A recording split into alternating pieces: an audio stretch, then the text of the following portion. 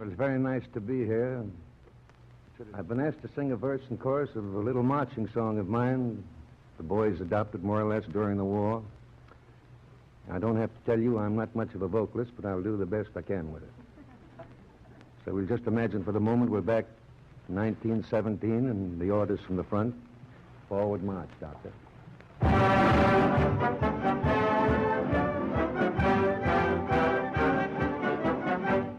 Johnny, get your gun, get your gun, get your gun. Take it on the run, on the run, on the run. Hear them calling, you and me, every son of liberty. Hurry right away, don't delay, go to Dad, such a lad, and tell your sweetheart not to pine, to be proud her boys in line. Over there, send the word over there, that the Yanks are coming, the Yanks are coming, the drums coming everywhere. So prepare, say a prayer, send the word to beware. We'll be over, we're coming over, and we won't come back till it's over there.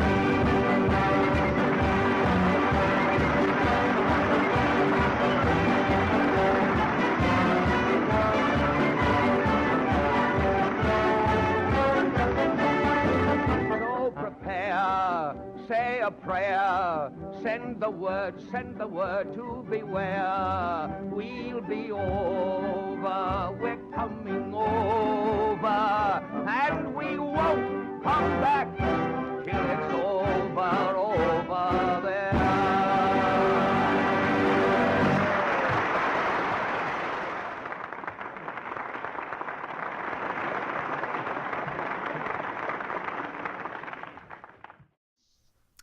Okay, we are live. Hello, everyone. My name is Matt Yancic, and I am the founder and the head game master of Manufactured Myth and Legerdemain. Welcome to episode 9 of the FiERCE BRooD. We are an RPG actual play of historic fiction. And so in each of the episodes, in each game, we blend actual locations, events, and historic figures from Boston of 1918 with a fictional story and fictional characters of our own creation. So for those of you that are watching and listening at home carefully, might notice a few historic Easter eggs planted throughout our story. So if you do, please don't be afraid to speak up in the chat. When you do, it is all part of the fun. And I can see that the chat is just, I mean, it's crowded. It's just going nuts right now. There's so much activity. I know you may feel like, oh my gosh, if I post something right now, how is anyone going to see any of that in all of the chatter? But give it a good try, and maybe, just maybe, we will see it. So as always, I'm joined by a band of RPG buddies that I have been playing with since high school. And high school was quite a long time ago. I don't really want to say how long ago it was. So let's meet some of the stars of our show. Steve, can you tell us a little bit about the character that you're going to be portraying in the FiERCE BRooD tonight? Sure, and thank you for calling me a star. I feel a little bit like a planetoid, maybe an asteroid at this point, but star is something to aspire to. It was in your contract next to the brown M&Ms. That's correct. Saying earlier. Yes, so for this campaign and for tonight's episode, I am portraying Ezekiel Z. Brewster, who is currently a seminarian at St. John's Seminary, and he's got kind of an unusual background, as he was born into a Boston Brahmin family, and for some very bizarre circumstances was exiled, hence the exiled adept. And yeah, he's excited for another chapter. Cool. Excellent. Good to have him back. So let's keep going around the circle. And Jared, why don't you tell us a little bit about who you are playing tonight? Sure. I'm Thomas Brandon Dietrich, usually goes by TBD. In game terms, he is a graceful explorer who learns quickly. Turns out I was trying to get a job with Dr. Farley at the Harvard Medical School, and I ended up getting that job. It just wasn't the job I expected. Right. So It's now a now slightly we're out different on a job. whole new mission. Yeah, but as we were saying before, and I think it was James that noted this, you are the, or was it Frank? You're the only one that actually got what you wanted out of the prior episodes. You're the only one that actually got a job. So congratulations on that. Congrats. How about you, James? Who are you playing tonight? I am playing Vesper Evenwing, a skeptical speaker, a music composer turned con man who keeps a magical ally, the inimitable and quite cute cat named Mars, who is really right now trying to come to grips with this shared delusion that he's embroiled in as we move forward through this strange melding of worlds between Earth and Vagaver. I have noticed something here, and I didn't really notice it until as of late. I've noticed that a lot of people that either play Cypher or a lot of people that are working at Monte Cook Games and design Cypher actually have cats. This is like a very strange thing that I've noticed. I'm a big cat guy. I know that you are, James, a big cat guy, and now I've just recently found out that a few people at MCG are cat people, which gives me pause. It gives me a pleasant kind of pause, but it gives me pause nonetheless. And no pun was intended, or was it? And let's talk to, last but not least, Frank. Can you tell us a little bit about your character? Absolutely. I'm playing Francis Murphy. You can call me Frank. You can call me Murph. I am a resilient, let's face it, probably former night watchman and former resident of South Boston. I'm rather in the wind right now. I'm not too worried, though. I'm middle-aged, very large, capable, solid man. My only concern is, do I have enough money to keep myself fed? This doesn't happen overnight. This involves a lot of caloric intake, people. Yes. So that's why I am at the diner as I am introduced. You are kind of you're like, the funny thing is, I mean, you've been sitting at the diner, I mean, in game time for just a few minutes, but the last time I saw you, you were sitting at a diner, in fact, that exact diner, which leads me to think you've been sitting in front of a green screen for a week now, but you have gone off to do something else and live your life, I take it. The coffee just keeps on coming. It's right. a bottomless cup. Just keep doing it. Right. Is it a drink bar sort of style where you can just like keep downing it? You get at least a slice of pie or something. Come on. Right. So, thank you all very much for tuning in. In prior episodes of the Fierce Brood, our four heroes were drawn to Fenway Park for the 6th game of the World Series in Boston, Massachusetts. There they became embroiled in an interdimensional kidnapping of sorts. A young boy by the name of Pascal was being fought over by Harold Coatsworth III, a member of the Watch and Ward Society, and Leonard Cloudy, a representative of the Society for the Preservation of New England Antiquities. So each of the two parties involved lay claim to Pascal for various reasons, but going on a hunch, our heroes decided to entrust Cloudy, defend the boy from Coatsworth, and escort them both to the Old North Church and to safety.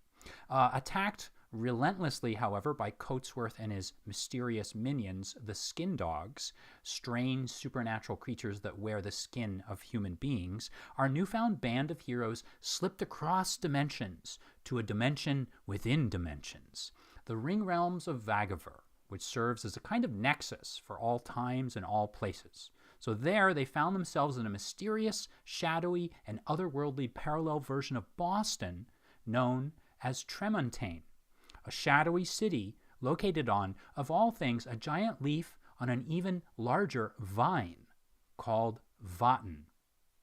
There, on the shores of what should have been the North End, in a structure which should have been the Old North Church, but here, in Vagaver's Tremontaine, was actually a lighthouse, they encountered a gentleman calling himself Mr. Haley, and resembling, of all people, Mark Twain. Pleased with their help, Haley offered them a job working for the Society for the Preservation of New England Antiquities. A ghostly apparition that Mr. Haley claims is his long-dead wife, Olivia, asks the heroes to deliver a single envelope addressed to an acquaintance of Mr. Dietrich's, a Harvard professor and researcher by the name of Dr. Farley. Upon returning to Boston with Haley and his dead wife's letter, however, our heroes discovered that the world had, in their absence, moved on. Time had passed, and it was now November 11th. After passing the letter to Dr. Farley in his Harvard office, they learned that Farley was, in fact, Langdon Clemens, the son of Mark and Olivia Twain, who, despite having been reported as having died when he was 2, was now living in a secret as a professor at Harvard. Dr. Farley revealed that today, November 11th, an armistice was being signed across the ocean. Enemy forces, commanded, controlled, and tricked by forces in Vagaver, were surrendering. The battle was over, he informs them, but not the war. For their first mission, Dr. Farley asks that Z, Murphy, Vesper, and Dietrich find Harold Coatsworth III, member of the Watch and Ward Society, wherever he may be, Boston, Tremontaine, or somewhere else. They needn't necessarily kill him, but at least alert agents within the society so that they might handle him. Z, Vesper, Murphy, and Dietrich agree for a price, and they each ask to be outfitted with supplies to aid them in their mission. Farley agrees, telling them that he will have them sent round to our heroes as soon as he can. With that, they each go their separate ways, agreeing to meet later. Z goes back to St. John's Seminary, where he confesses what has happened to his Monsignor, who agrees to do his best to cover for Z while he takes on the mission. Vesper first visits the Boston Symphony, where he encounters Zeitweber, a member of the Clockmakers Union, who issues him a citation for unlicensed movement between dimensions. Discarding the citation, he then goes to his mentor's apartment, which should be empty, but finds evidence, a piano that's been tuned, that proves that someone has been there. Murphy heads back to the halfway house where he had been staying, only to find his roommate with les grippe, as the French say. And when he visits his former place of employ, he talks his boss, a Mr. Conan O'Brien, into giving him his old job back, and learns that a police officer, Sullivan Byrne, had been looking for him the entire time. Finally, and most troublingly, when T.B. Dietrich enters his brownstone home, not only does he find his roommate with les grippe, but he is attacked by a pair of skin dogs wearing the skin of Reginald Winthrop. Narrowly escaping his predicament, Dietrich kills one of the skin dogs in his living room as the other escapes onto the streets of Boston. And that, ladies and gentlemen, is where we last left our heroes in episode 8 of the Fierce Brood, and now we present episode 9. Now, for my players, I'm going to turn things over to them to ask any questions or to make any comments about what exactly is going on in order to refresh our memories. Gentlemen, any questions?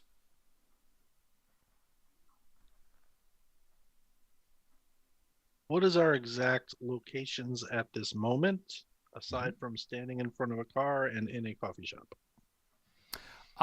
At this moment, you have just exited, from what I remember, you have just exited your mentor's apartment, having found it, well, unoccupied, but somehow the piano being mysteriously tuned. Right. So I'm going to kind of leave it up to you, because we're going to talk about exactly how much time has passed and what we kind of want to handle before we fast forward, I would sort of assume, to the four of you meeting back up again. So did we have a method of contacting agents from Earth? Were we to encounter anything? You As far only as have supplies. Dr. Farley. That's right, Jared, as your contact. Dr. Farley was your contact. However, I do know that a few of you had kind of said, we want some way to communicate or something That was when you'd part been of the tier requesting list, perhaps. supplies. Yes, that is true. That is true. Anybody else? So, did we settle the meeting with the rector? No, you actually have not done that yet. So that is where we Okay. kind of left things off, at least as far as your character is concerned. You talked Okay. to your Monsignor, and then the Monsignor said, well, let's see about this. You suitably impressed him, and he said, well, you're going to have to talk to the rector perhaps about this to really get an okay. Okay. Murphy, I know that you are sitting in a coffee shop. Correct. It's basically right where we had made arrangements to meet up the following day, and I'm just going to hunker down here because honestly, I don't have anywhere to stay. All of my goods distilled down to this wooden crate that was given to me by my. Frank, you're LARPing. You're I'm a prop LARPing now. comic. Yeah. Oh, But right. The Okay, only things Gallagher. of value What else still is in the there. trunk? I know. Where's the sledge-o-matic? Dogs. No watermelons. Sorry. You are wearing the raincoat, though. I am. I'm sorting through what I have, and the only things of value that were left here, my camera's gone. A little pissed about that, but Yeah. so be it. Blackjack, pair of handcuffs in here, that might come in handy, and some additional packs of Pall Mall cigarettes. The rest of it's dingy clothing, extra odds and ends. I'm just going to leave it behind. But I figured I'd mark time here, Right. having expended my adventuresome self. Yeah. Yeah. and just kind of complain about my old boss and wait on the guys. Are over, you okay? So that is Yeah. what you're going to do. Now, one thing I want to kind of bring up, and I know, Jared, I'm kind of neglecting you at the moment, and I figured that was just because you kind of have the big cliffhanger right now, so I'm going to get to you in just a second. But one thing I kind of wanted to add in here is that a few episodes back, a few games back, from what I recall, you had actually said that you wanted to meet the next day. Okay? Yeah. However, the game is free flowing and there's no reason we can't sort of retroactively change that and say you're going to meet later on today. Would we like to change that and say it's going to be later on today, or do we want to keep tomorrow as the meeting point? I mean, it's totally up to From you. my perspective, it's still tomorrow. I'm just hunkering down here because, again, I really don't have anywhere else to go. It's not easy for me to move around. Right. And quite honestly, as a former watchman, I'm going to scope out the environs and Sure. know that we're going to be meeting back here. Oh my goodness. Frank is just frozen. No. They got him. They got him where he was sitting. I'm getting ready to like change scenes here in case he doesn't snap back and go to full screen. I'm just worried we're going to go to like 4 people. I think it could naturally perhaps happen to come back, because I certainly have nowhere to go and wanted to, once I exit, to get back to the coffee shop, perhaps just to try and get through the night. I think, but depending on what TBD and sorry, I was about to call you Karis Z want to do, then I don't know. We can figure it out. Yeah. Okay. So that's fine. So Frank, I'm so sorry you got cut off there, but luckily you bounced back in.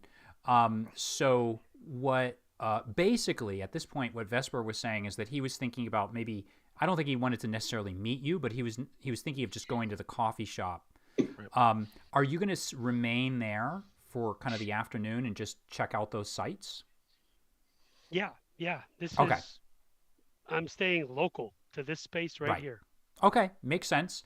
And then so the elephant in the room, our good cliffhanger buddy, Jared, I'd like to ask you about how you'd like to proceed at this point.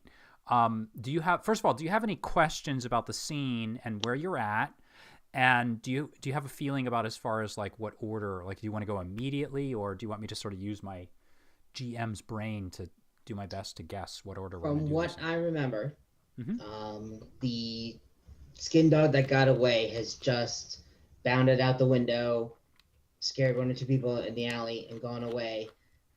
Sam, my roommate, seems to be very much under the weather and Yeah. has freaked out about Yes. the incident, the fact that there's firearms discharged in his place, and that there's some sort of body of a semi-animal thing on the Yeah. floor. He's freaked out, Yeah. and he's just closed himself off in his room. Exactly. And so he's just sort of, as you said, and I would imagine his character doing this, his non-player character doing this, he would probably just sort of think he's dreaming at this point, turn around, Which is what walk, I tried to convince him, right? walk back into his room and slam the door shut. And it's probably obviously a fever dream at this point. One thing I want to clarify with you, however, is that the way I had imagined the front window, or the window, I thought that was the front of your home. So I had imagined the skin dog just basically diving out the front window of your home, and then hitting the sidewalk, and then scurrying off through the crowd. So my only So he point went that out the front window rather than the bathroom window from which he came into. right. So I only wanted to point out that it's probably it's attracted attention at this point, and it was, a bustling sort of street. And so there may be some sort of repercussions, or there may not be. It just depends on like your feeling about this. How are you thinking you want to proceed? And I want to remind you, though, that you had on the table, there was left from this Reggie skin dog, there was left something that he was asking you to sign. Yeah, no, I'm definitely going to confiscate that and read it later. Okay. When I got a little more free time. Now I'm sort of under the gun here, I guess, because especially now that he went out the front window, and that changes things, or adds tension. Tension is what I do. What I want to do now is, I guess, really prepare to leave. So I want to make sure that the bag I had packed is really a long-term bag. And I've got enough personal effects and whatever else I want to take out of there that I kind of assuming at this point of most likely not coming back. Okay. Especially considering that he's as sick as he is. I don't want to be around for any of that either. Yeah. So what I do want to do is try to get some sort of makeshift covering for the window now. You could easily do that, looking around. Yeah, like a trash bag or something to kind of plug the hole and kind of seal it off a little bit with tape and whatever else, And then I'm probably going to end up leaving him a letter and some money. We haven't really ever discussed what our own personal funds were like, but maybe a couple months worth of rent, and a little letter saying, I know you were sick. You had a nasty fever dream the last time we spoke, but I'm definitely going to be gone for a while. And so here's, a couple months to help get you through while I'm gone. And then I guess end up leaving. Yeah, so looking around, you're actually you recall that there is a piece of plywood that's about the right size to place in the window, and you hammer and nail it into place. And that probably has the effect of at least sort of like sealing the window so that anyone, well, I was thinking specifically about any kind of busybodies that want to know exactly what happened in your place might peek through. So now I'm thinking like legally your brownstone has been sealed, but as far as like, and I'll also give you this for the second point, the suitcase, you can just go ahead and we'll say that you pack up whatever you feel you need appropriate, and then as you go with the suitcase, we can just talk about and negotiate whatever items you want to have within reason. So if there's suddenly a laser rifle in there, I'm not going to give it to you. But if there's like a pistol, sure, why not? But if I tell you there's a laser rifle now, I can have it? or a fusion block. There are 7 fusion blocks from Rifts. Ladies and gentlemen, you know what we really need? I need like a little footnote. Like I have to have a button that I hit, and like a little footnote comes up at the bottom of the screen, and it says, this was a jokey reference to a Rift joke from a game we played when we were in high school. And then like it's hyperlinked, and when you click on it, it go and a couple months ago. So at any rate, fusion blocks, laser rifles. In the chat. No. Oh, thank you for that. I do appreciate that. Excellent. This was a jokey reference to a Rift joke from when we were in high school. Actually, that's a really smart thing. We can footnote everything, just in the chat as we go. Like when we make an inside joke, it's like another dimension of the game that we'd never explored. But I digress. So you have the suitcase, you board up the window, you wrote the note, and now where are you headed, and how much are you? Well, yeah, you tell me. Where are you headed? Well, I think I'm gonna go ahead and go to the diner. I mean, that's where we had planned to meet. I know it's earlier than expected. Yeah. But I need to see these guys again and let them know what happened, and we can kind of go over the paper that I have too. But I definitely want to make it a long trip to get there to break surveillance and right to do your best. Now, can I remind you of one thing? Sure. There is a half a skin dog completely covered in wet splatters, sticky splatters of what almost looks like afterbirth and blood. It's just spewed across. We'll say I think I made a joke about it having done that on the rug that pulls the whole room together, that ties the room together. Right. So it's on the rug and there's some splatters on the walls. Are you going to do something to get rid of this? Yeah. No, what I'm going to do is just kind of roll it up in the rug and get rid of it and the rug all together. Using leave that in the note, right? That I spilled something on the rug and had to get rid of it. Where and what do you is this like kooky Keystone Cops Antics 101? So you're going to roll the body up. Are you going to stick it in a dumpster in the back, or? I'm going to try and stick it into a dumpster. Yeah. You can do that. And then are you going to scrape up all of the blood? Yeah. I'll try and clean up the rest of the apartment that wasn't on the rug. Yeah, I'll spend an hour or two, whatever it takes to clean it up. I don't think it's going to take you an hour. Go ahead, Steve. Has Comet been invented yet? Yeah, right. It probably has. Yeah. If someone wants to research it, I'll bet it has. But you're lucky in that forensics and at the DNA level hasn't been invented at this point, Jared. So you're A-okay with that. So I'm going to say make a roll for me as far as disguising what happened goes, if you would, please. Disguising what happened. So meaning in the apartment, or? Yeah. So what you're doing here is I want you to sort of take a look at the room, and I'm guessing that you want to clean it up. There's something.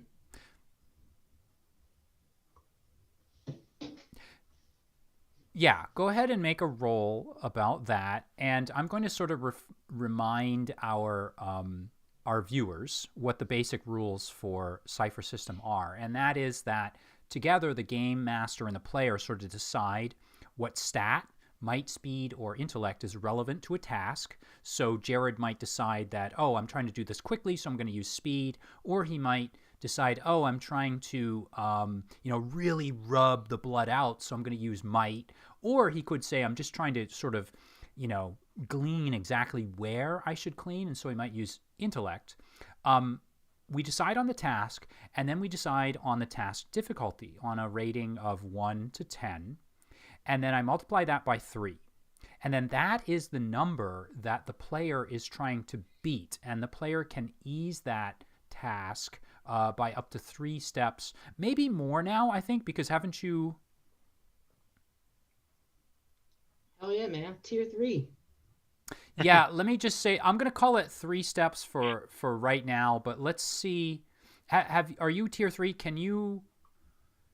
We'll call it up to 4. I don't want to bog us down by going into the rules. We'll just call it 4 tiers for right now, but we'll check that later.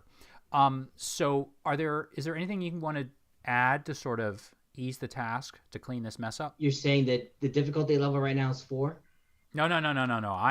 I ain't saying nothing about the difficulty level. Oh. I'm just saying I'm going to give you 4, if you can, I'll give you 4 levels to ease the task. But I'm not 100% sure that that's permissible. I see what you mean. Okay. Yes, I'm going to do a couple different things. First, we're going to call this an intellect roll because it is a completeness and it is about deception. So you're trying to be meticulous and get everything. Sounds so cool. Call it an intellect. All right. First thing is I am trained in the ability of tasks related to figuring out how to solve problems with multiple solutions. Okay, so we'll ease it there by 1. Yep. All right. I am trained in perception, which is going to be necessary to find all the blood spots. All right, so because you can ease it up to 4, I'm going to allow you to do 2 for that. So the other 2 eases have to be an asset or... Okay. Oh, go ahead.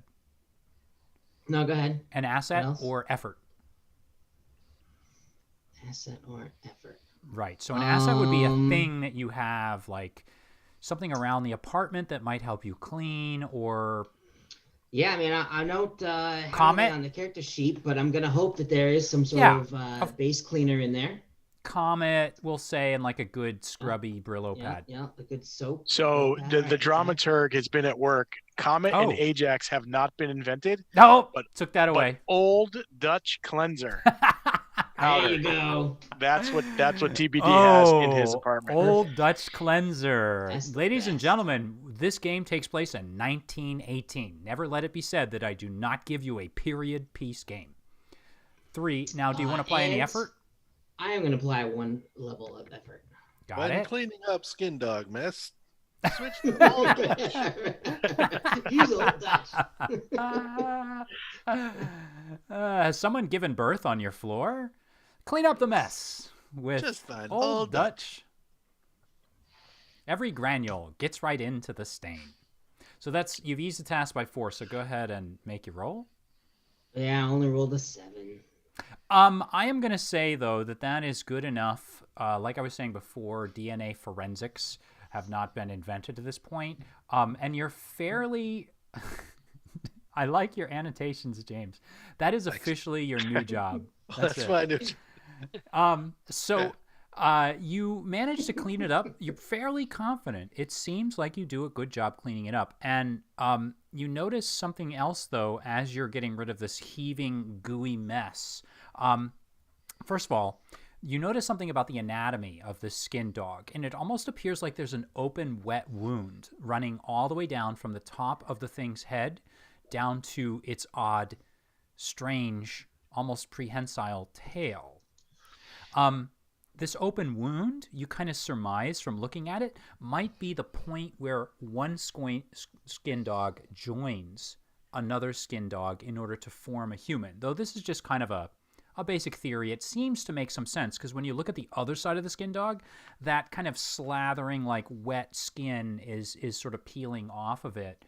And you imagine that this must be the case.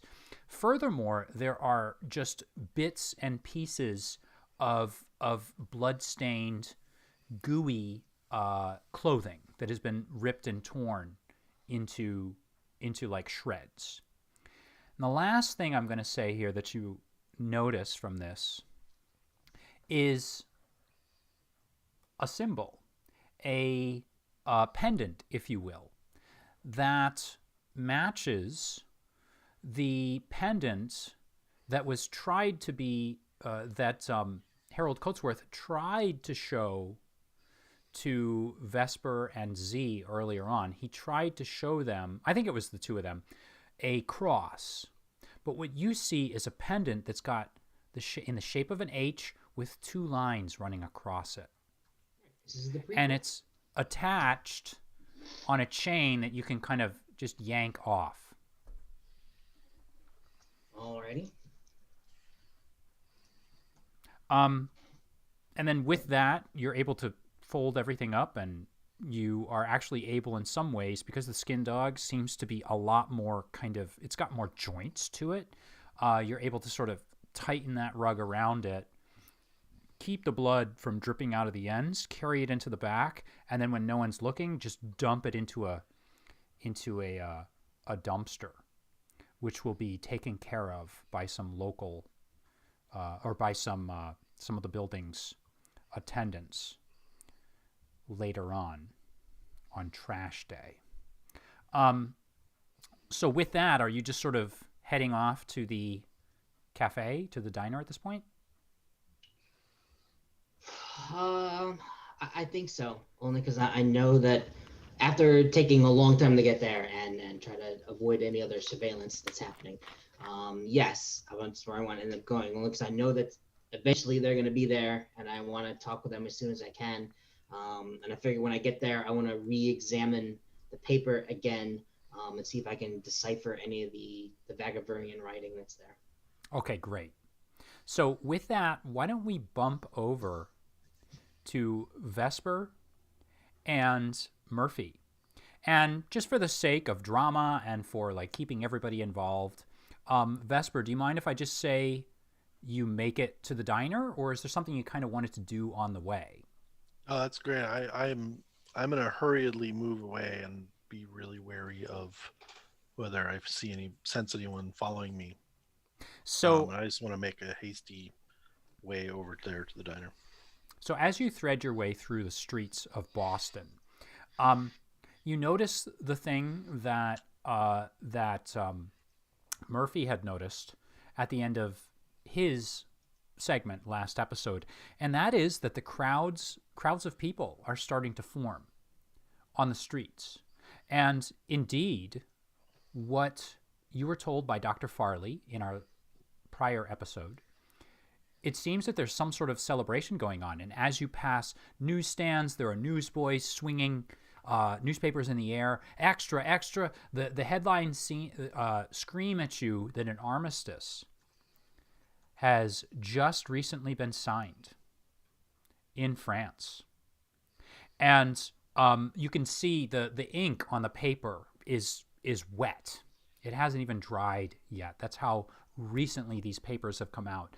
And everywhere you go, you start to see people coming out on the streets. And the thing that kind of strikes you, though, is that you do see a lot of people with the masks over their faces. And you're reminded one more time, despite all of the weird and odd things that have just happened to you at the Boston Symphony, you're reminded that the pandemic is very much still alive and well.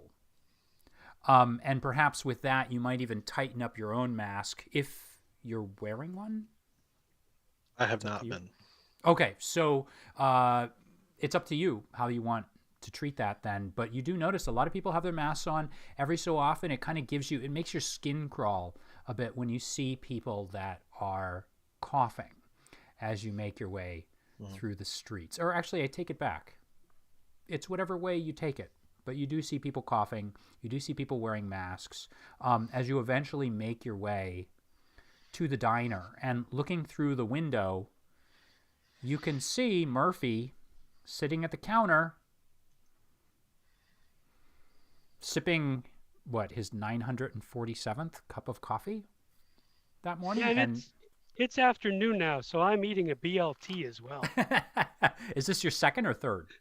Probably fourth. Sorry. How to kill the time. I would have thought we're later in the evening. What time are we? Yeah, what time are we now? Let's talk about it then. What do we think? Because we all kind of split up around 11. I think it was 10 or 11 after you'd been in Farley's office. It's possible that it's later afternoon, early evening. I'm fine with that. That would explain why I'm so hungry. Okay. Let's do that. That would then. explain why you're so hungry. I guess. Doesn't just the fact that you're 15 minutes alive? past. I know. It's in my character descriptor. I don't have donuts next to me. I'm going to change resilient to hungry, and we'll be fine. Resilient, hungry. Right. Yeah. Hungry. Go ahead. That's great. I will see that he's in there. I'm both like happy and sad that he's there. It's like having that initial sort of like, oh, good, like something safe in this Yeah. whirlwind that we're going through, Yeah.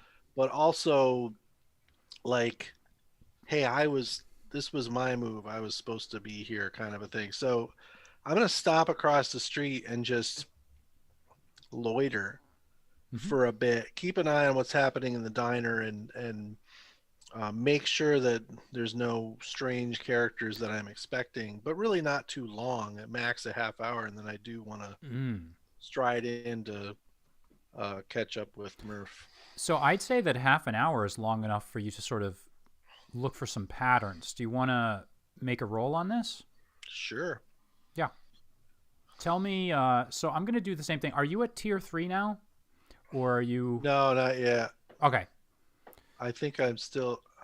I think I'm a little behind on tracking my XP, but anyway, I'm It's a okay. tier 2. Mm-hmm. So how do you want to do this then? Tell me a little bit about it. What? I assume you're probably going to use intellect on this. I will expend effort. Got it. Just lowering it by 1. I don't think as an asset, Mm-hmm. I'm going to let Mars go try and find a snack, a mouse, something like that, and keep an eye on the place and report back if she Got it. sees anything. And part of what my perception will be in this is my see-through tricks, lies, deception, illusion for any non-standard spying. Like not necessarily like a guy in a hat on the Right. corner, but someone actually actively hidden by illusion or through some trickery, which I am specialized in as well. Oh, okay, got it. All right, so if you're, yeah. So go ahead and make your roll then. Here we go. So that's 4. Yeah, go ahead. It's an 18. Nice.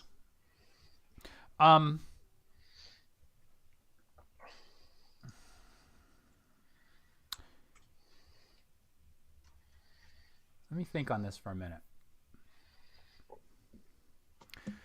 You do see Murphy through the glass of the coffee shop. But interestingly, you notice someone that looks familiar outside of the I'm sorry, not the coffee shop, the diner. And this person actually comes out for a moment, or I should say they seem to be dressed in a waitress's uniform, and they're kind of in the alleyway beside it, and you wouldn't have even really noticed them necessarily before, but they're dressed in that waitress's uniform, and you have a vague suspicion that you may have seen this person before, but where you've seen them, you're not quite sure. And they're in the alley, smoking a cigarette, reading a paper, as if they were on break. Is Murph, are you facing out to the street, or do you have your back to the street?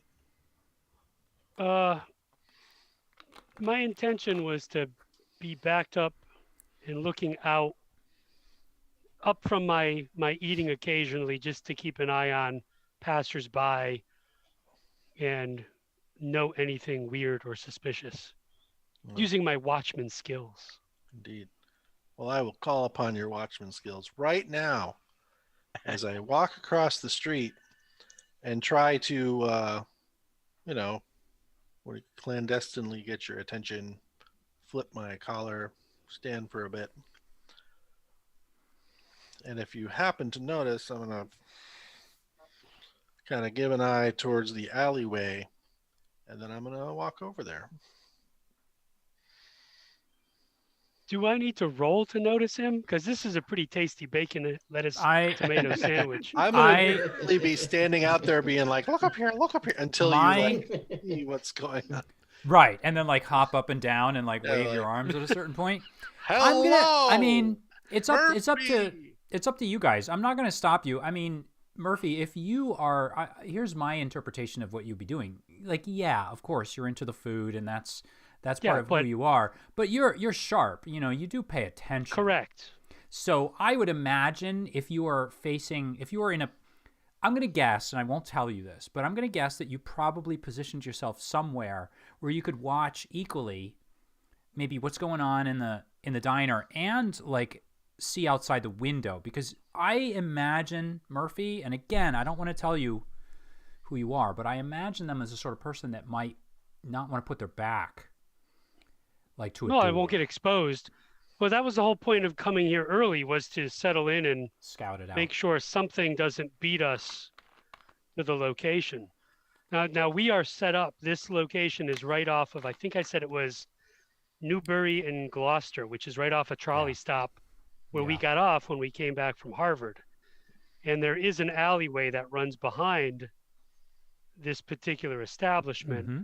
But I noticed Vesper walking by. He's easy to recognize in his unusual black getup, and his gesticulations are unusual.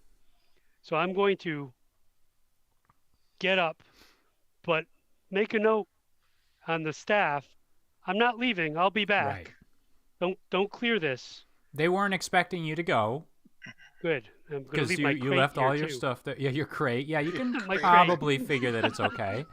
Don't touch this. A bunch of children, when you come back, are rooting through it.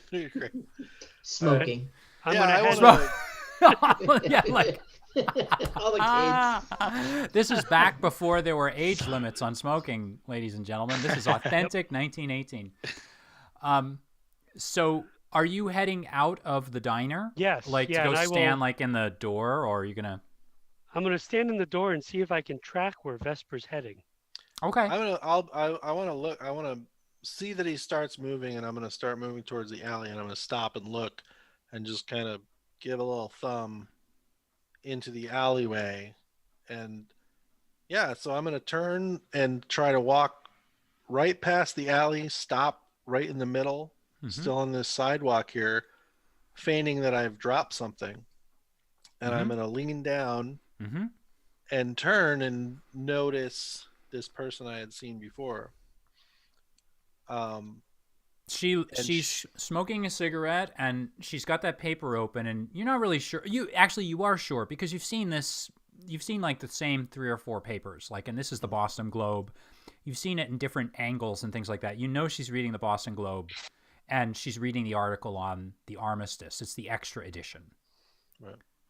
I'm going to immediately, as soon as I stand up, and I'm just going to be like locked eyes with her this whole time.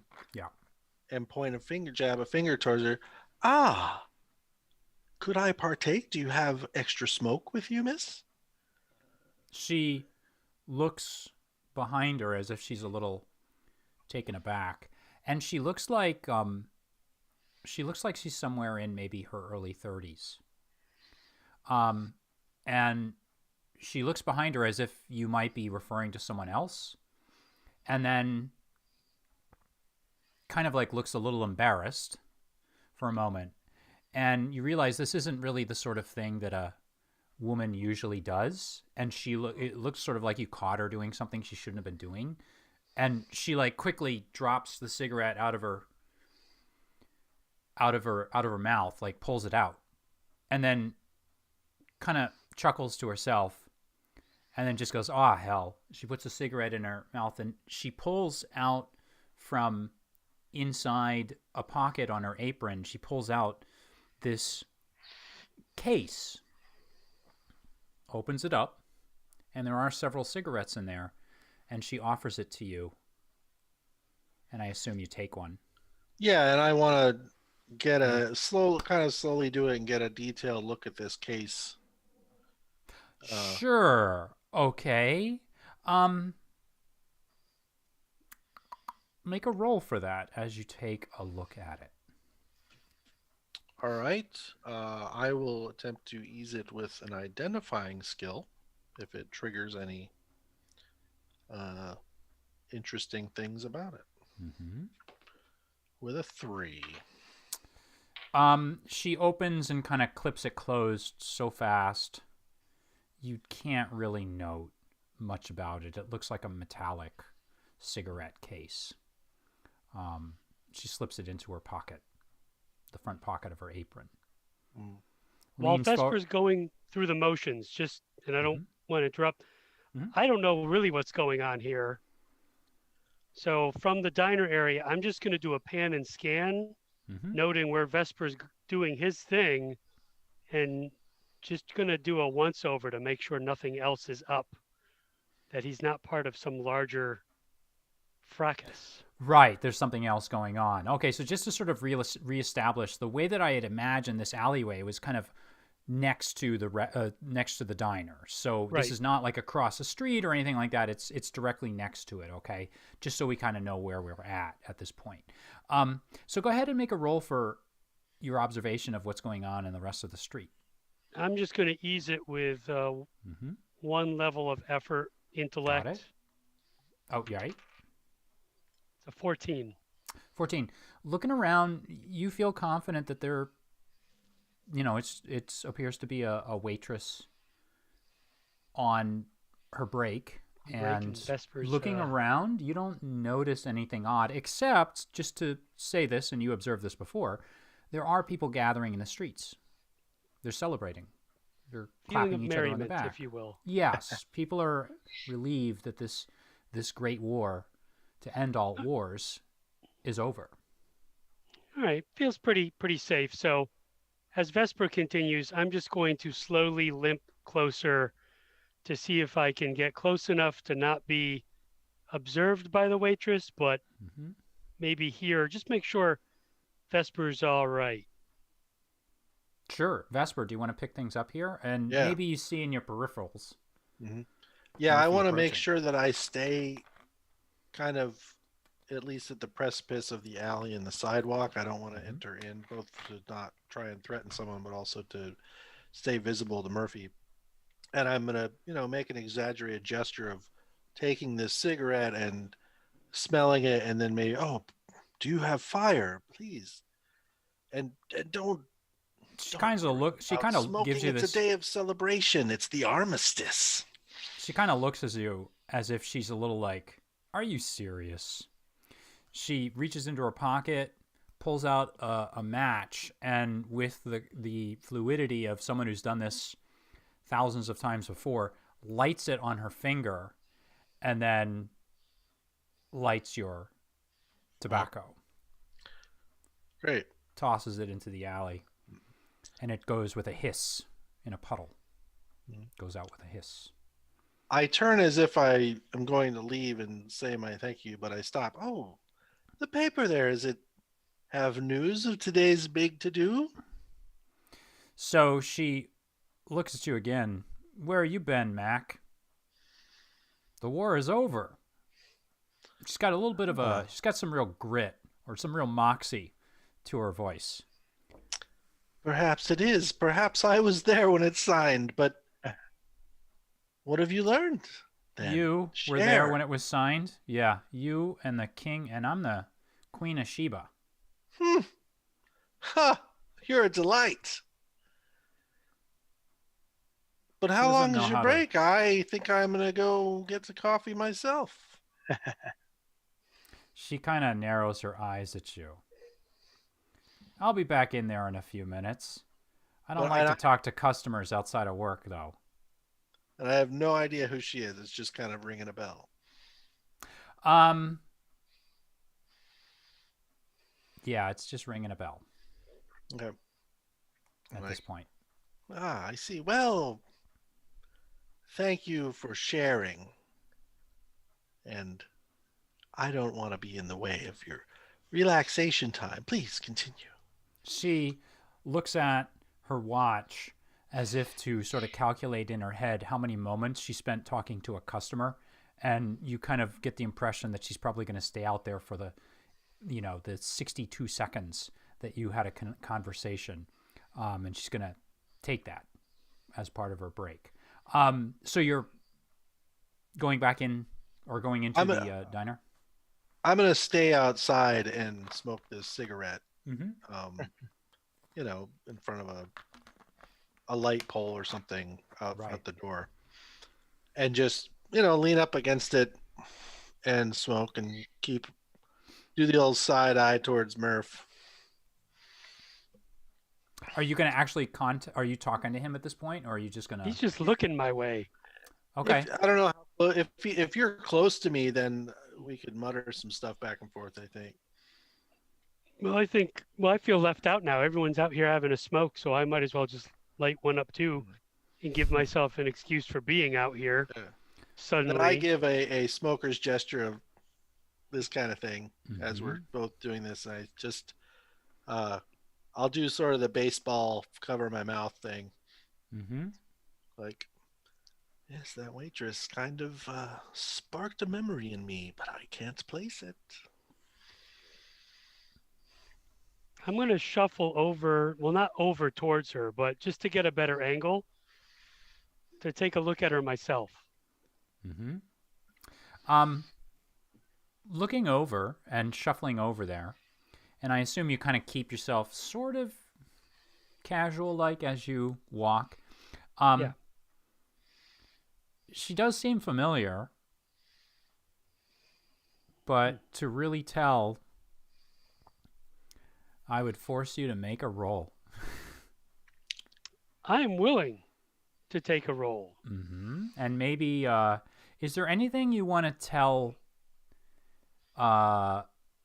Murphy about this woman? Why does she look so familiar to you, Vesper? I'll leave you to kind of describe something about her that this might function as an asset.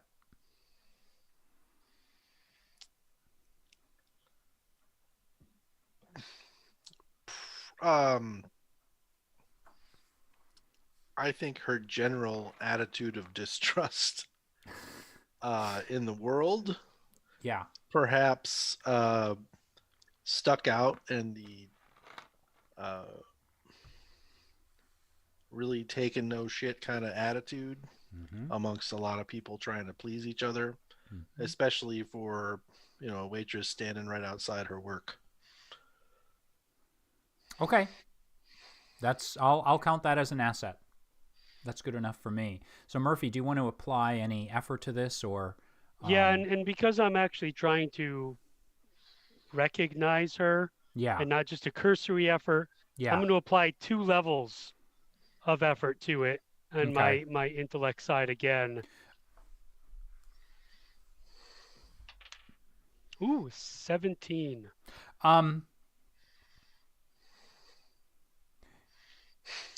You do recognize her. You recognize her from Vagaver.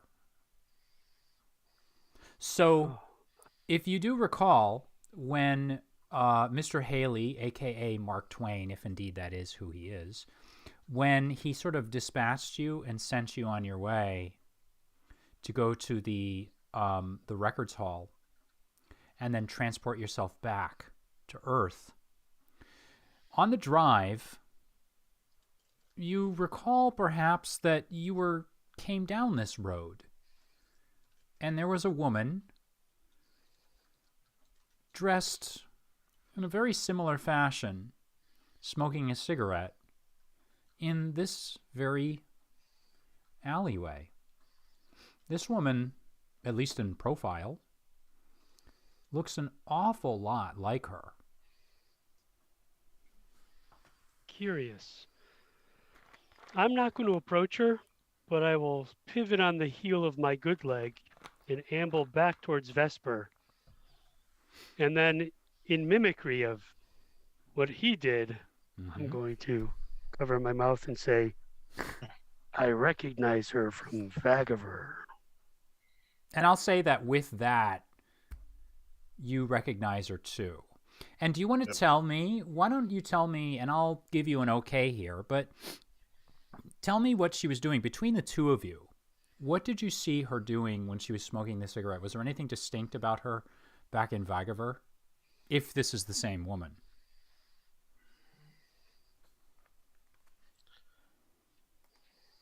And if you're freaked out and panicking because I put some of the descriptive onus on you, I will take it.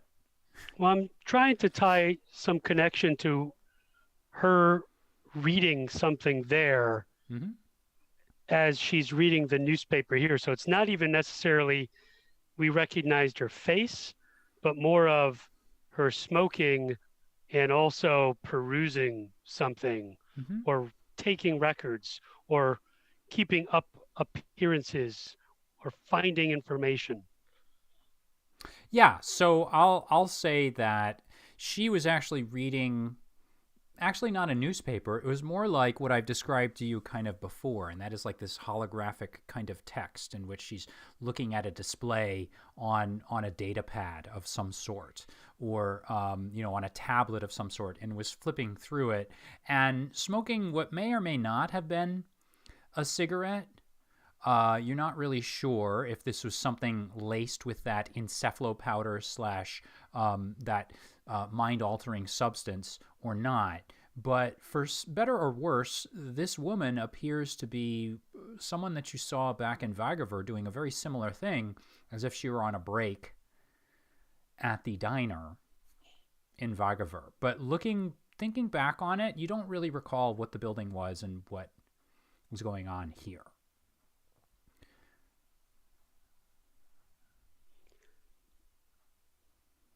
Vesper, unless you want to go speak to the young lady again and make a favorable impression, I'd say we retire back into the diner and watch for her return. Well, you see, Francis, I do not, because she very obviously does not. But yes, we should go inside. But the parallels in our world and this other world is what strikes me, that this is the memory that is left marked upon us. And I'm going to stamp out my cigarette and walk in and look for his crate for where he sits down. Are you following, Murphy? Yeah, I am. I'm finishing up, stomping out, and ambling back in. All right. So with that, let's say that we're going to cut to our dear member Z. Z, thank you for being so patient through all of this. We're trying to get I'm trying to get everybody back together. At this point, you had a meeting arranged with the rector, or who was going to come to see you and sit down and talk about you taking a leave of absence, for lack of a better term, at least for the end of the semester until January of next year, so that you could go on this mission. So what do you want to be doing? We can kind of fast forward to the moment where you come back to your Monsignor's office, or if there's a little something you want to do in the meantime. No. So what I had wanted to do was gather up my personal effects from my room, the dorm. Yeah, and put them into, suitcase, chest, whatever. A big trunk that you're gonna lug around through the city. Yeah, I mean, I don't have very many possessions, so it's probably more like a suitcase. But anyway, so I wanted to get that together, and then got it. I believe I went to the library and was looking for books about purgatory. That is correct. You know what? Yes. Ladies and gentlemen, that is absolutely correct. I had missed that detail. So let's do this. Let's talk about what you do at the library, and then we will, if it's okay, jump to you meeting the rector. Sure. Okay. So tell me how you're going to be looking up purgatory. Well, I just wanted to see what texts might be in the in the actual library. Anything from whenever, either more recent literature or even medieval literature about the whole concept, and specifically just try to get some kind of theological speculations about what purgatory is and everything else. Sure. Let's do a roll for this then. So entering the library, you are of course recognized by the librarian, who tell me who the librarian is, or if you feel on the spot, I can just make someone up. No. I mean, he's. I would imagine that he's a, older gentleman that's a priest himself, and he's taken on the role of seminarian's, librarian. And Master Brewster, you're back. Where have you been? And indeed, there are several people that have sort of recognized you. And again, it's that attitude that you got before. A lot of people were really doubtful of your sincerity in taking up the collar. And they're just sort of giving you a bit of a snottish look. But the librarian, who is always perhaps given everyone the benefit of the doubt, steps up to you and takes you by the shoulders. My Master Brewster, you look a little rough around the edges, young fellow. Where have you been? Oh, I've had a little bit of an intriguing time of it. I was on a journey, and I think I'm going to be taking a sabbatical, but I wanted to pop in and see what kind of texts you may have on the topic of purgatory. When you mention the fact that you've been on a bit of a trip or a journey, he smiles and there's a little twinkle in his eye, and he just leans in. It's good for all of young men, Master Brewster. It is good to see this. I do see a lot of young men that come in here, and they are far too serious about their studies. And of course, studies are quite important, but I think that a little bit of experience under your belt is always a good thing. So I do look forward to your return. Purgatory, you say? My goodness. And he raises his fingers and just sort of waves them in front of him. And he starts to walk down towards some aisles in a certain mythological section of the library, and you have only to follow him at this point, because he sort of seems like he knows where he's going, and he's moving among the racks and going up and down the stacks, and he shows you a section on mythology, the afterlife, hell, purgatory, damnation, all of those, fire and brimstone, all of those good things. Was there something in particular that you were looking for? Just purgatory in general? Something scholarly, and something that describes the location. The location? You say... Yeah. Where purgatory is? Yes. He puts his fingers together, cracks the knuckles, and you remember that in his youth, he was a bit of a pugilist. As a matter of fact, and you can kind of see the swollen arthritic hands and knuckles as he does this, and he sort of loosens his shoulders as if he is ready to go into the ring. And then still he starts looking through the stacks. There's these books and these books, and he brings them over and he drops them down into your arms, and now you kind of recall how when he gets sort of set on doing something, he just goes and does it. In his younger days, he was just known for just going in there for the attack, and he's stacking book after book in your arms, and the stack first goes up to your chin, and then it goes up to your nose, and then it goes almost up to your eyes before he looks back at you and says, "Well, Master, Brewster. I think you have a good selection of books. Now, I'm not one to turn the pages for my students, but I will say if you're looking for locations and descriptions of purgatory, these books are probably the ones you might need. Is there anything Thank else? Thank no, you. You I'm say gonna from I'm gonna behind the... peruse these. Yeah, I'm gonna peruse through these and thank you for your help.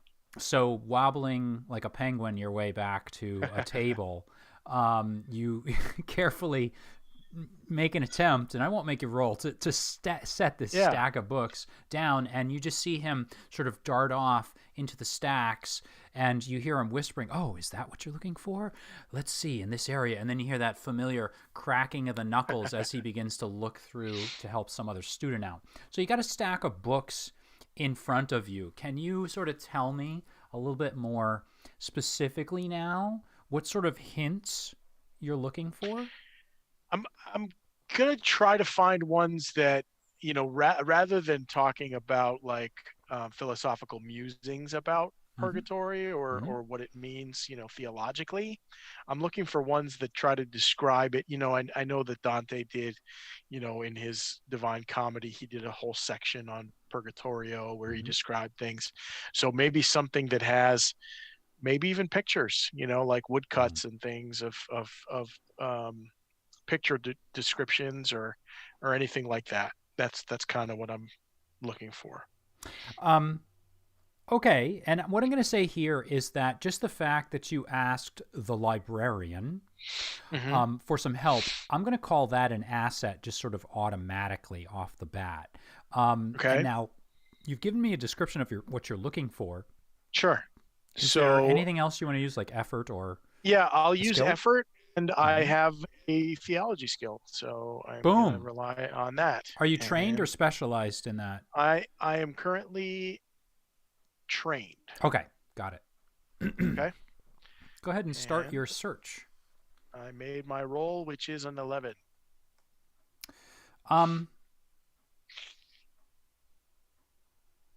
Looking through the books, you find a lot of the stereotypical kind of information that you've come to expect. Quite a lot of it you already knew about Dante and his visions of what purgatory were like. And you find a few other odd, but still stereotypical versions and visions of what purgatory is.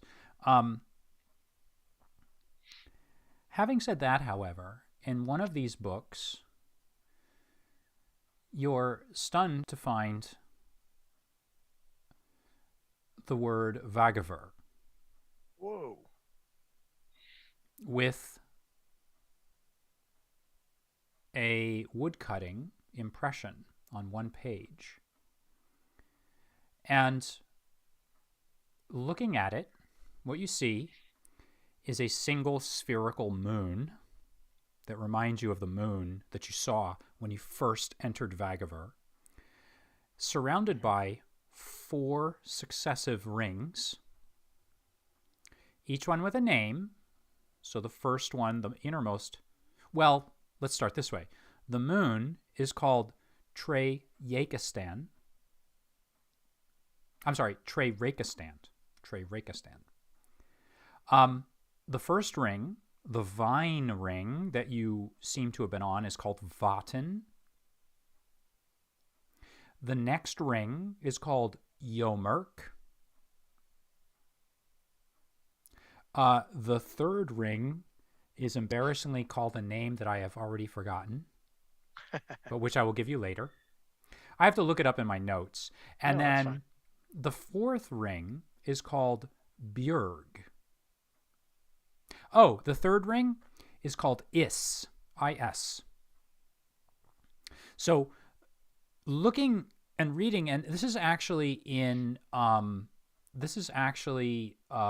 labeled in the book just on this one page. The first ring is labeled as the living vine. That's Vaten. The second is labeled as, which is Yomerk, is called the forested desert. The third one, is, is known as the murky depths. And the fourth one, BRooD, is known as ring of rock. And then everything outside of that, there's just a question mark, as if to say, I wonder if there are other rings. And when you look at the text on the other side of the page, what you learn is that it's no more than a few sentences. But what you basically learn is that Vagaver is a completely blasphemous, unbelieved, silly, mythological legend, and it deserves no further mention.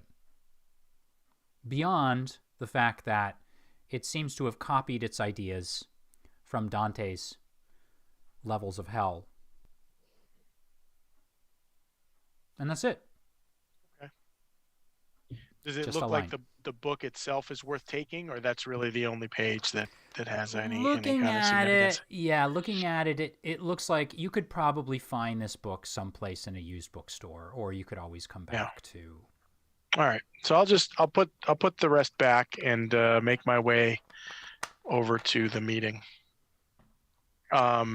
With the Stopping rector. first with the rector, stopping first to see if somewhere on the street corner near the seminary there's a newspaper stand, because I do want to see if the armistice has hit the papers. There is a lot of the young students who have kind of devoted their lives to this. They often go into isolation and they crave a little bit of news. And so there is a stand where maybe the regular newsboy and then the news attendant behind the counter actually gives you a paper, and you toss down a few pennies and you buy your paper, and indeed there is news of the armistice in there.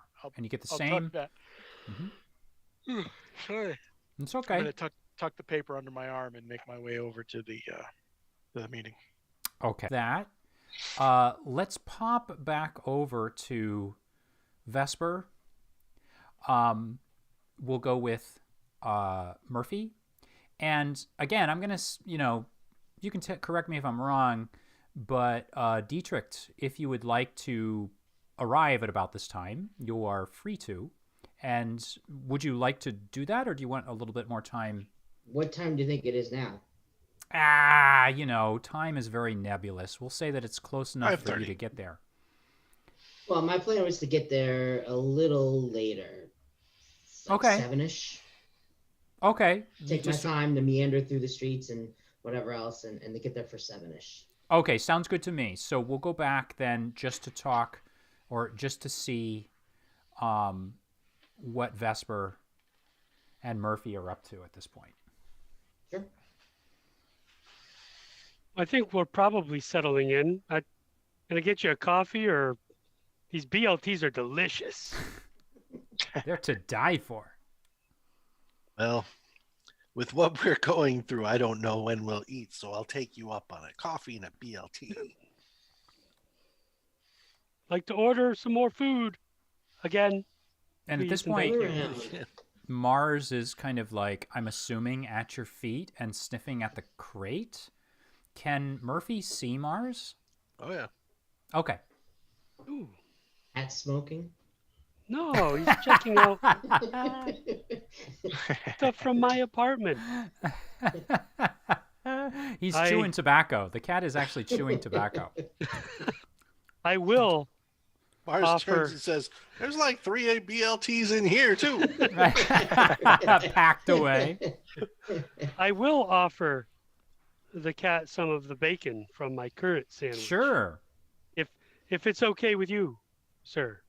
Oh, she has her own tastes. Are you guys up to anything at this point? Any sort of regrouping here, or? All I really want to really do is eat and see if the waitress is going to interface in us in any way. I'm not really looking to do much else. Correct. All right. And Murphy. Okay, so she comes Yeah. right back in. Oh, go ahead. No, that's it. Other than now, we have plenty of time, Vesper, to have a real heart-to-heart Mm-hmm. and talk about our histories. But I really hope that waitress comes in soon from her break. Is there anything in particular? Because Vesper, I know you're kind of a mysterious guy. Can we assume, Murphy, that you kind of, or do you spill everything? Yeah, Or- I'm not ashamed of anything Okay. in my past. And I'm a then, talker. And I look And- forward to opening up because I see the good nature of Murphy here, even if he's a cop. But like, yeah, he seems like that kind of earthly soul that's kind of Yeah. helping to bind us back to our world.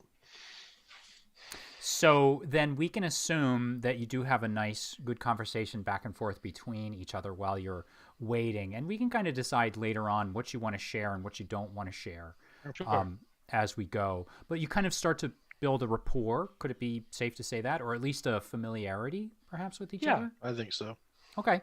And so how about you, Dietrich? As you're moving through the streets, is there anything... Oh, I'm so sorry. Do you mind then, unless there's something else, do you want to watch that waitress? She comes back in, smelling of smoke, and goes back about her business. Are you going to I think interrupt it's her just or allow for her me. to... No, I think I want to leave her be, just maybe tease out that mystery between Frank and I about like What do you suppose how that these connection yeah, why is? is there this parallel aspect to someone in both places that it seems like?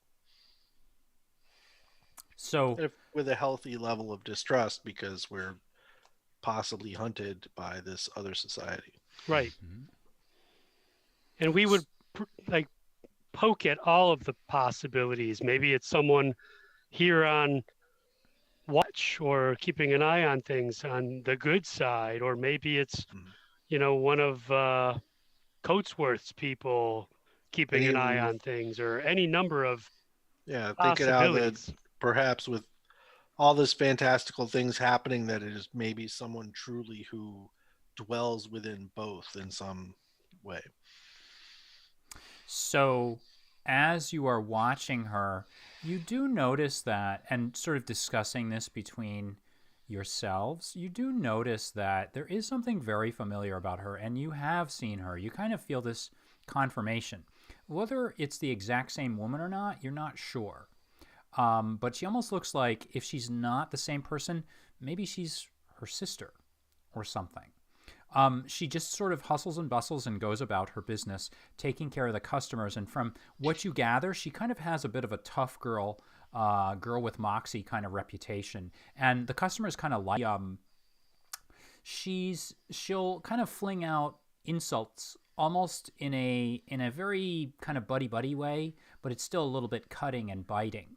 And that seems to get her some better tips from the customers as she goes. And unless you're going to interrupt her, she's just going to sort of go about her business. I think we'll just continue to observe. Okay. So with that, why don't we go to you, Dietrich? So as you're making your way kind of slowly toward the diner and observing what's going on in the city, what are you looking for, if anything in particular?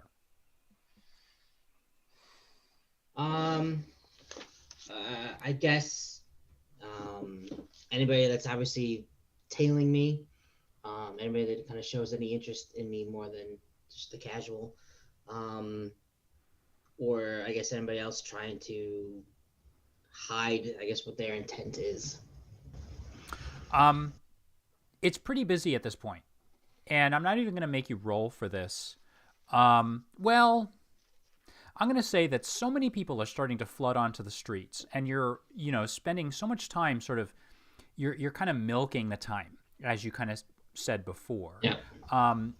You are actually, basically what's happening is that you're becoming, like, the streets are flooding with people. And unfortunately, it's getting very, very hard for you to sort of observe whether or not people are following you, but at the same time, it sort of gives you the feeling like, well, if someone's going to try to follow me, I don't know if they're going to be able to really see what's going on with me as well. All right. Well, then one of the things I want to do then is maybe sort of take advantage of this and find sort of a different diner, I guess, to sit in for an hour, and one hopefully that maybe have kind of cleaned out as people are going out to party in the street. I can use that to A, see if anyone does come in after me, and B, maybe take an hour and read through that document so that I have something then that I can explain to the guys when I meet with them again. Got it. Okay, so you do find a diner. You have a seat. I assume you order something. And then it is up to you now as you pull that document out of your satchel or suitcase. Mm-hmm. Place it down on the countertop in front of you. And looking at it, it's definitely that Vagavurian writing.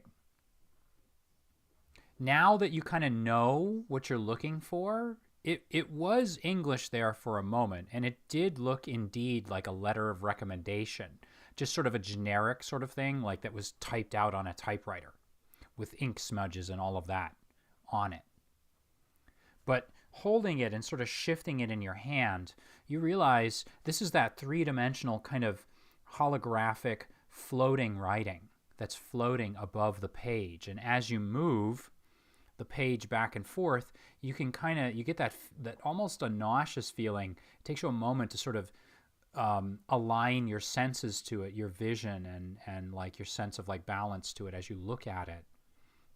This is Vagavurian writing. How do you want to approach deciphering it?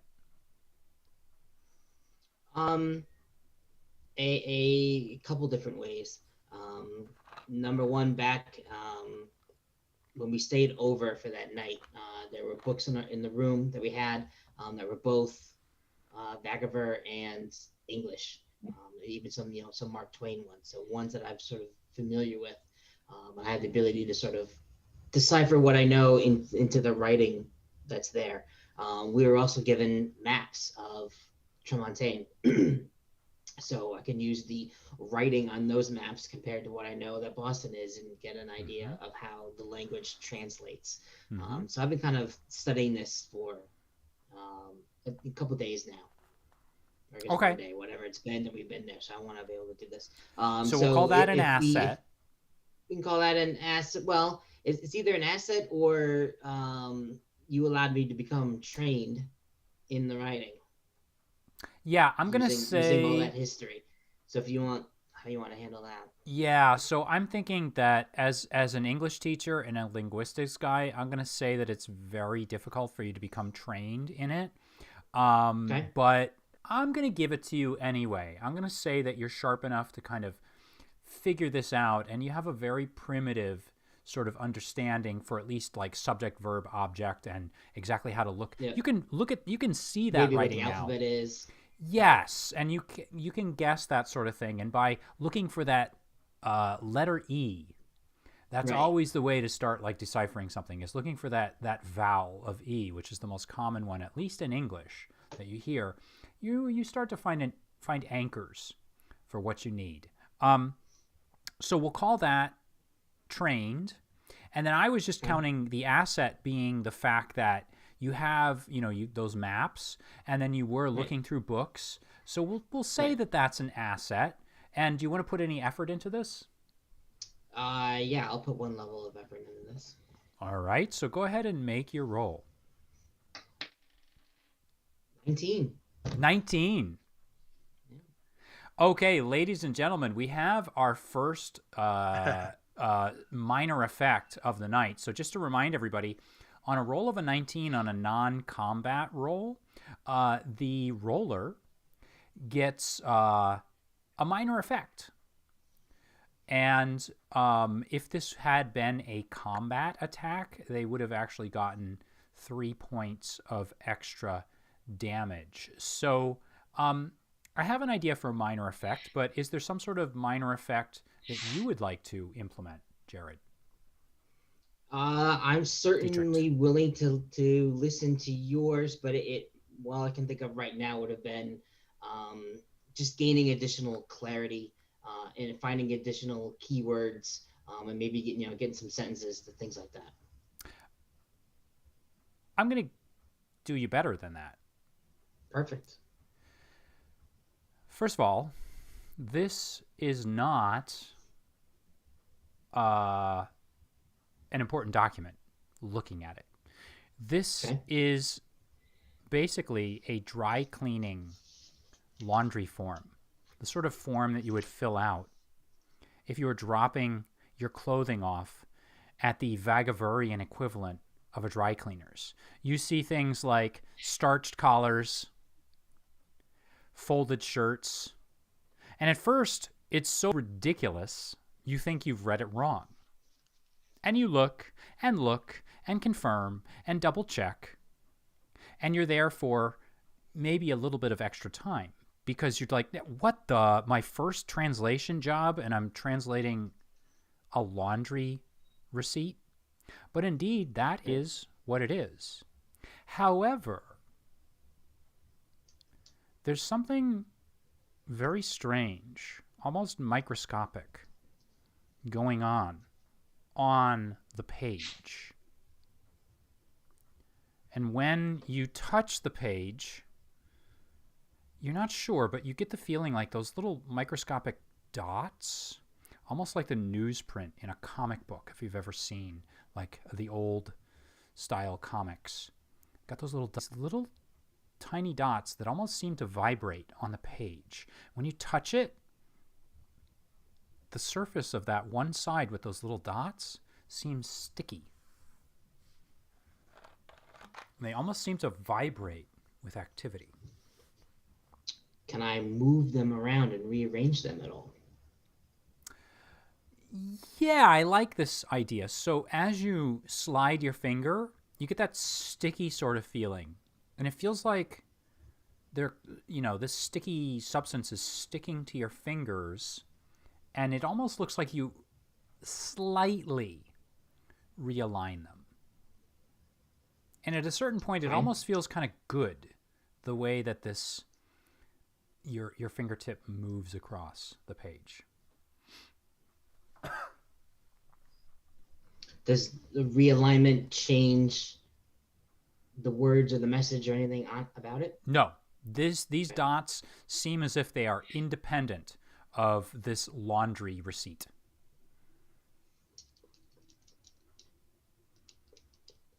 Okay. Does this have the same type of effect or different from the business card that we now have? Ooh.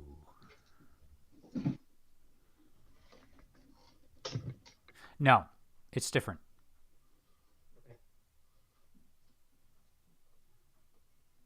And to remind everybody at home, the business card is each member of the crew has been granted and given a business card as a bit of a gift. It's like basically a secret handshake to show to other people to figure out whether or not they're an agent or they know something about the Society for the Preservation of New England Antiquities. So it's kind of like a secret handshake.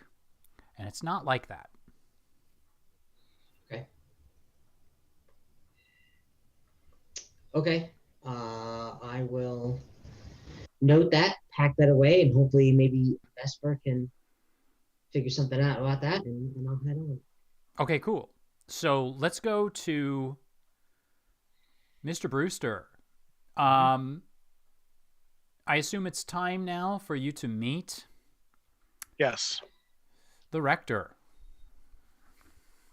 So It's heading back to your Monsignor's office. I forget what was his last name? I knew it at the beginning of the game. Now I've forgotten it.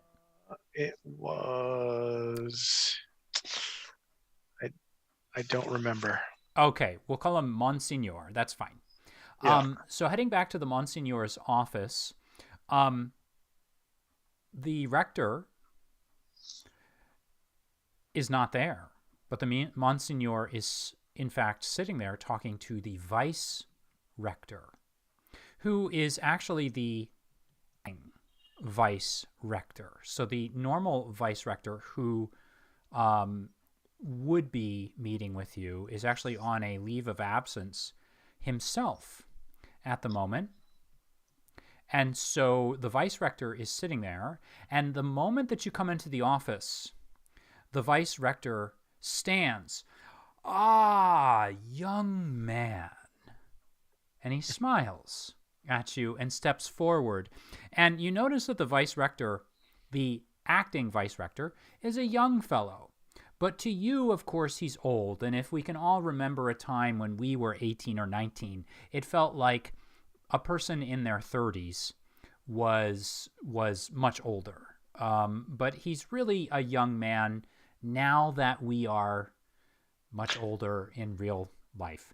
And so the vice rector steps up to you, and he moves forward, and he takes your hand in his and shakes, and it feels almost a little bit clammy as he does so, and he smiles at you. And this is, you would know him as, oh my goodness, my notes. Vice Rector Bowersock. Bowersock.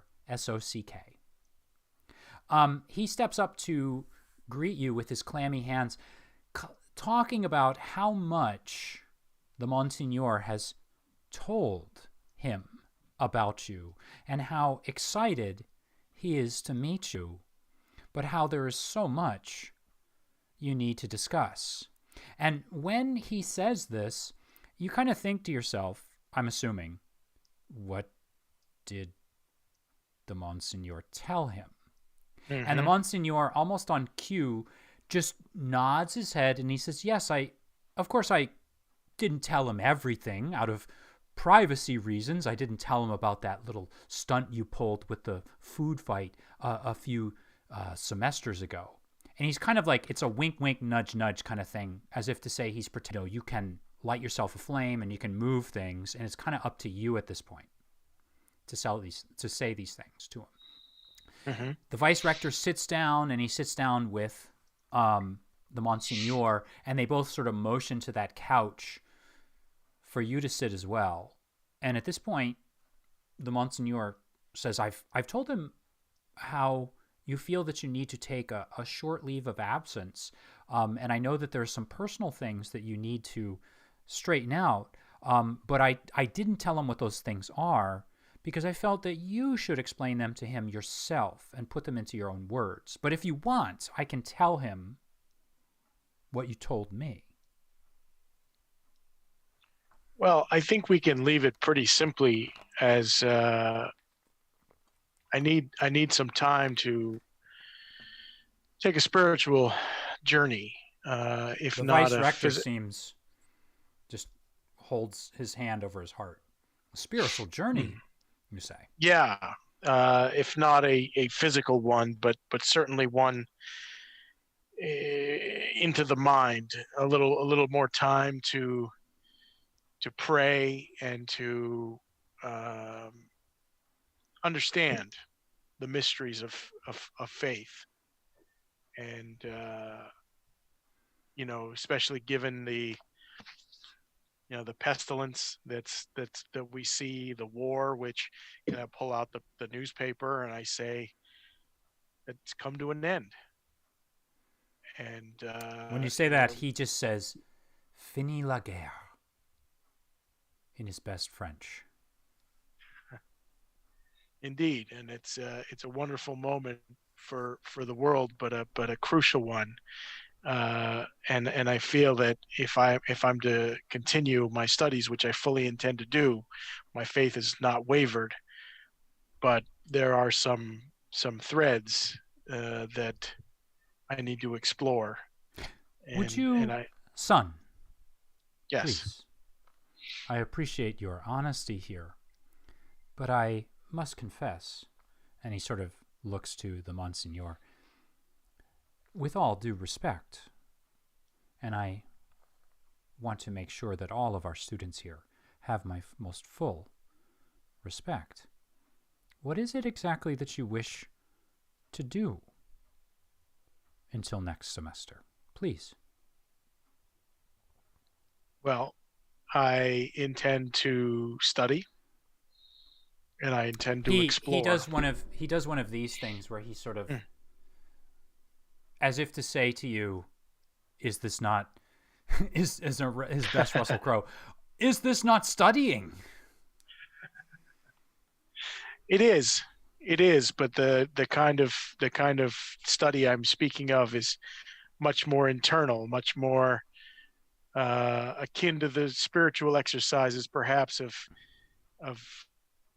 Saint Ignatius, or which you're familiar. The not to suggest that I am a Jesuit or will become one, but just an internal experience, which I've seen things in the last month that have really opened my eyes, and I need to pursue them further, because to be frank, if I stayed here, I don't think my mind would be focused on the studies in a way that would get me to where I needed to be, or the church needs me to be a full priest. He raises his hand and stops you again. And acting Vice Rector Bowersock leans forward and he smiles. And there's almost something a little bit scary in his smile. Son, what were you doing on the Harvard campus earlier today? FiERCE. From Harvard. Our schools are not that far apart, and occasionally I do socialize with a few of the staff members there. We actually have an exchange program between the two. We use some of their classes, and they send students here for some of their theology students. Mm-hmm. And I don't want to say specifically, but I had heard that you were at the Radcliffe building. And the Radcliffe building is the Radcliffe Quad in Cambridge. It's actually, at that time, I believe it was a woman's, it was originally a woman's school, and it was bought by Harvard. But I had heard you were at Radcliffe earlier this morning. You're not thinking of transferring, are you? No, I was meeting with a professor there by the name of what is his name again? Dr. Farley. Dr. Farley. And actually, he completes your sentence for you because he knew you were seeing Dr. Farley, or at least according to him finishing off your sentence. Son, are you having doubts about your time here? I remember when well, actually he wouldn't. I've been told how we took you on, and I've been told, and I do understand the bullying that you receive from the other students, if it can be called that. I understand the dirty looks, and I understand the lack of trust on their part, but the Monsignor vouches for you, and to this day, for your limited time here, yes, you have done an admirable job in your studies. But I worry when I receive information about you at Harvard with a group of ne'er-do-wells, such as the ne'er-do-wells you were with this morning. I like how James goes, what ne'er-do-wells is he talking about? I'm a very respectable guy. That's exactly right.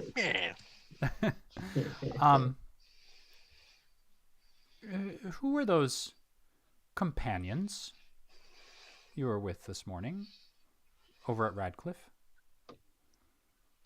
I worry. Just some friends that I met. We all met actually at a baseball game, actually.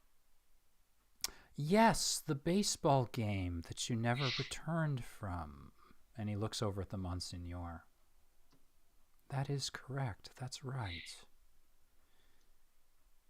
Son, I'm not here. I'm not here to force you to do something that you don't want to do. But I would suggest, if you wish to take some time, please. Again, I'm not going to force you.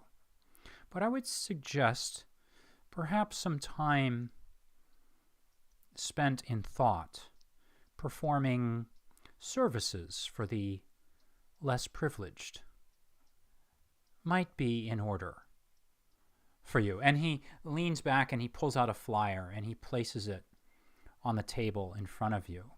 And the flyer is for a place called the Sunshine House, located off of, not too far from the Boston Common. Okay. And looking over the flyer very quickly, and as he explains to you that the Sunshine House is a home for wayward children. And at any given time, youngsters, at any given time, there may be 100 to 120 children that are all living there. And these children, it's kind of an orphanage. And these children stay there at the Sunshine House with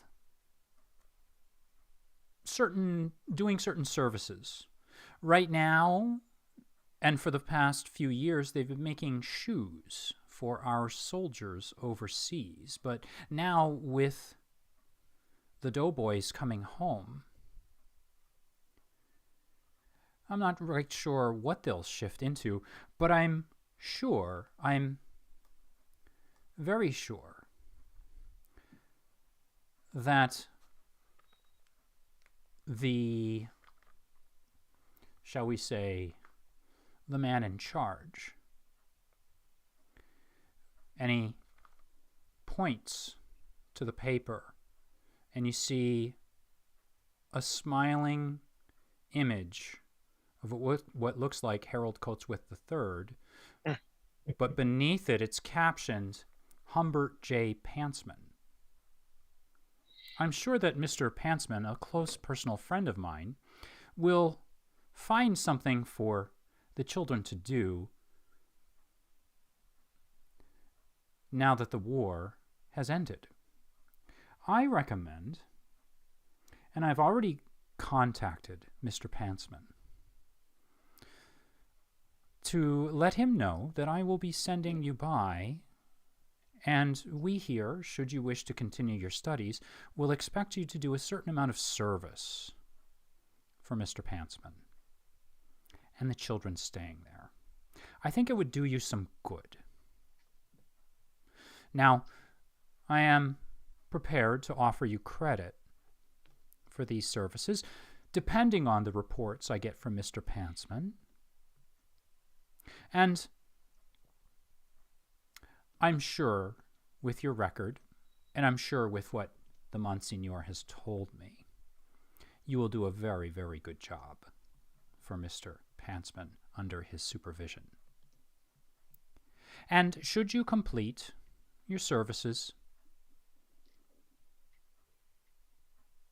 then you will be free to return in January. He smiles again, and his eyes narrow.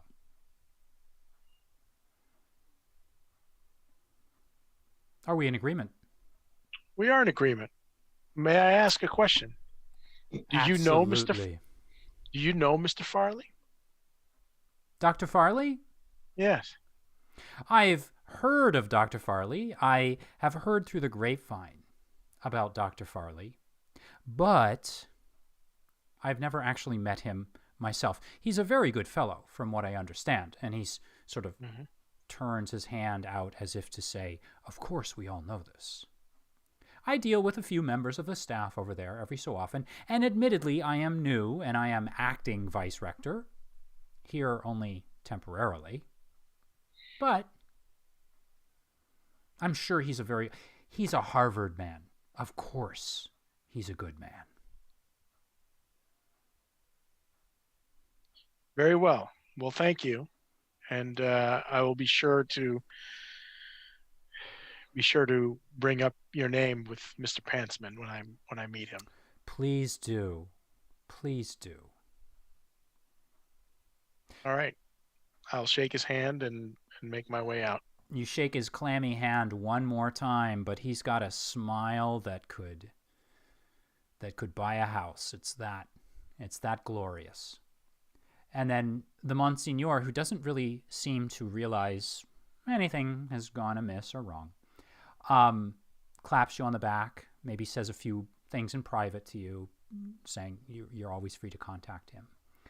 And with that, why don't we go to a break? And I think when we get back from the break, everybody, I think, is going to be together. So we're going to take a 10-minute break. We will be back in 10 minutes. Here is a little countdown music composed by the talented E. John Stone just for our game. We will see you in 10 minutes.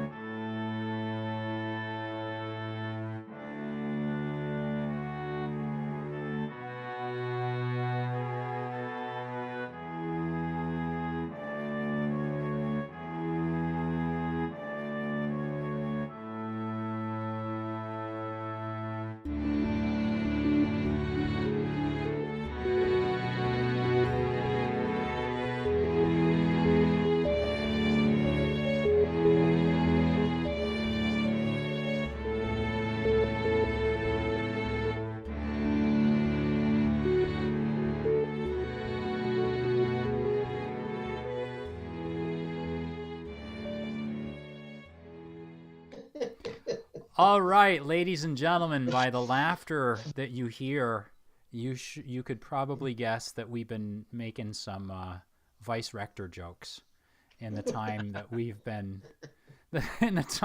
been on break. You know, it's the kind of vice rector joke that you just can't buy in stores anymore. This is classic vice rector humor. You know, that's quality vice rector humor, I might add. For the real good stuff, subscribe to Manufactured Myth and Legend's Patreon. For all the best in vice rector humor, please hit the like and subscribe button. It helps us out. If not in YouTube viewership, at least in our self-esteem. So thank you for tuning in. We're going to get back to the big program now. So when last we left our heroes, we had over here to the right, we had Vesper and Murphy, who had noticed someone that they had seen before at a diner where they were meeting up to discuss their future plans. Noticed someone perhaps from Vagaver, or at least resembling someone from Vagaver, a woman in the form of a waitress who struck a chord in their memories. We also had to the left here, we had our good friend, Mr. Dietrich, Professor Dietrich perhaps, who was traveling and making his way toward that diner, but spending a little bit of extra time deciphering. Get it? Deciphering. Every time I say the word cipher, I get $1. No, I don't. I don't get anything actually out of this. Every time I say decipher, I get the moans and groans from my friends, who was trying to decipher a piece of paper that had been left on the tabletop following a confrontation with a skin dog.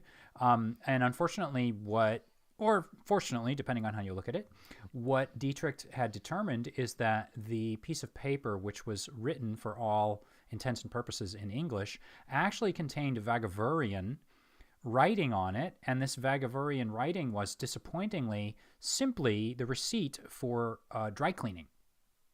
However, he did notice some odd markings, very microscopic, tiny little reddish pink dots, kind of like the newsprint in a comic book, that seemed sticky to the touch as he wove his finger, as he dragged his finger across the page.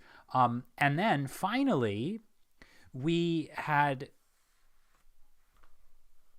watched a scene in which Mr. Brewster, Ezekiel Brewster, met with his Monsignor and his acting vice rector, who was concerned about the fact that he was taking time off from the finals, or from the early semester at his school, and asked that perhaps if he were going to take the time off, he went to see a fellow by the name of Humbert J. Pantsman III at the Sunshine House near Boston Common in Boston, to do a little bit of good work, good service, in the interest of staying close to God. So with that, at this point, I'm going to ask, I believe that all four of you gentlemen were kind of on a trajectory to head back to meet up at the diner. Is that what we're going to do now? And I'm specifically asking... One quick addendum. I'm sorry? One quick addendum. At the end of my little adventure there, reviewing the document, I wanted to take an extra 10 minutes and make a recovery roll. Oh, go right ahead. And anyone else that wishes to do this can... So that's a 5 plus 3, so 8. Sure. So we can say that there are a couple things we can do here. So first of all, if everybody wants, because we're kind of waiting this out at the diner, you can go ahead and make an immediate recovery roll. Then you can make the 10-minute recovery roll. Then you can make your, I believe it's 1 hour recovery roll. Mm-hmm. So you can basically make those 3 rolls. I think the next one is 8 hours. 10. So you can go ahead and make those 3 rolls. And these are D6s, right? Yes. Yep. Yeah. Plus Plus your your tier. Yeah. Back up. And I also wanted to remind everybody of something which I forgot to remind everyone about at the beginning of the game, and that is that you do indeed have ciphers. And I keep forgetting to remind you. And I don't know if that's because you're forgetting that you have them, or if this is because you just don't feel that you need them. But Currently, I find it inappropriate to launch a lightning wall projector on Earth. Okay. I No could problem. disarm everyone in a 1 mile radius. Disarm. Is that true? Is that your cipher? With my cipher, which is disarm and spatial warp, when I combine them, It's alright. Oh. I just haven't come across any armed person yet. Well, weaponized armed. Everyone You has should have arms. gone out to the Are war. you like de-arming? Like you're removing their arms? You can de-arm everyone within a mile radius. I love that. I cannot wait until you do that. That's like the nuclear option for like the tragic combat. de-arming And of just 1918. de-arm everyone. Everyone. That's right. It's this anomaly like the Tunguska blast of 1909, as Dan Aykroyd was saying in Ghostbusters. Just the sudden mass disarming of all human beings within a mile radius of... What's the name of the diner? On the Armistice Mickey's. Day. Mickey's, that's right. Mickey's. So... Are we all at the diner now? Can we kind of assume that we've finally come together after an episode and a half? Sounds good to Sure. me. Okay.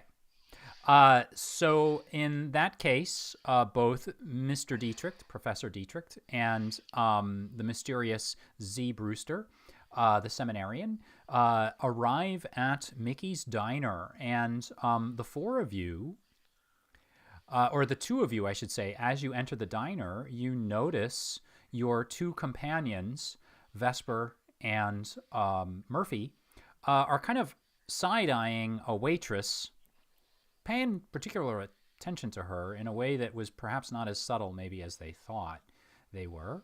Or not. We'll see. I'm just That's trying to fine. add flavor to the Creepy old story men. here. As they walk in, I'm saying, so I says to Mabel, I says, oh, hello, our friends. As you enter, you get the whiff of cigarette smoke as the waitress walks by you all, and then you spot Murphy and Mars and Vesper sitting together at the counter, and you're free to sort of trade information and discuss. Or you can be silent. No, I go, hey fellas, I had a very adventurous day today. I don't know what you guys had going on, but mine was a little crazy. Well, it sounds very interesting. All right, so I made it back to my apartment, and first off, unfortunately, I think my roommate's got the grip, so I don't really want to go back there, maybe ever, but at least not for a long time to let him recover. As I was kind of cleaning up and trying to get out of there, I was actually attacked by a skin dog. He was in the guise of Reggie, the person we had met back at Harvard. From Harvard. From Harvard.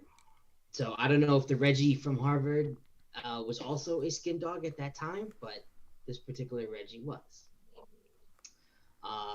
He was trying to get me to sign a piece of paper, which I still have, and I'll take it out. I say, you can see on here that there's some Vagaverian writing, which I'm starting to be able to translate. And it has this extra layer or quality that I hadn't seen before in any other writing, where you can, see the different dots, and they kind of are sticky and they move together. So I'm not really sure what this is about yet. So I'm hoping maybe Vesper going to take a look at it. But in any event, I've had at least one encounter with the other side, And what what he seemed to happened? have followed me. What happened with Go the ahead. skin dogs? I shot. Well, there were two in the Reggie suit, and I killed one of them. The other one, unfortunately, got away.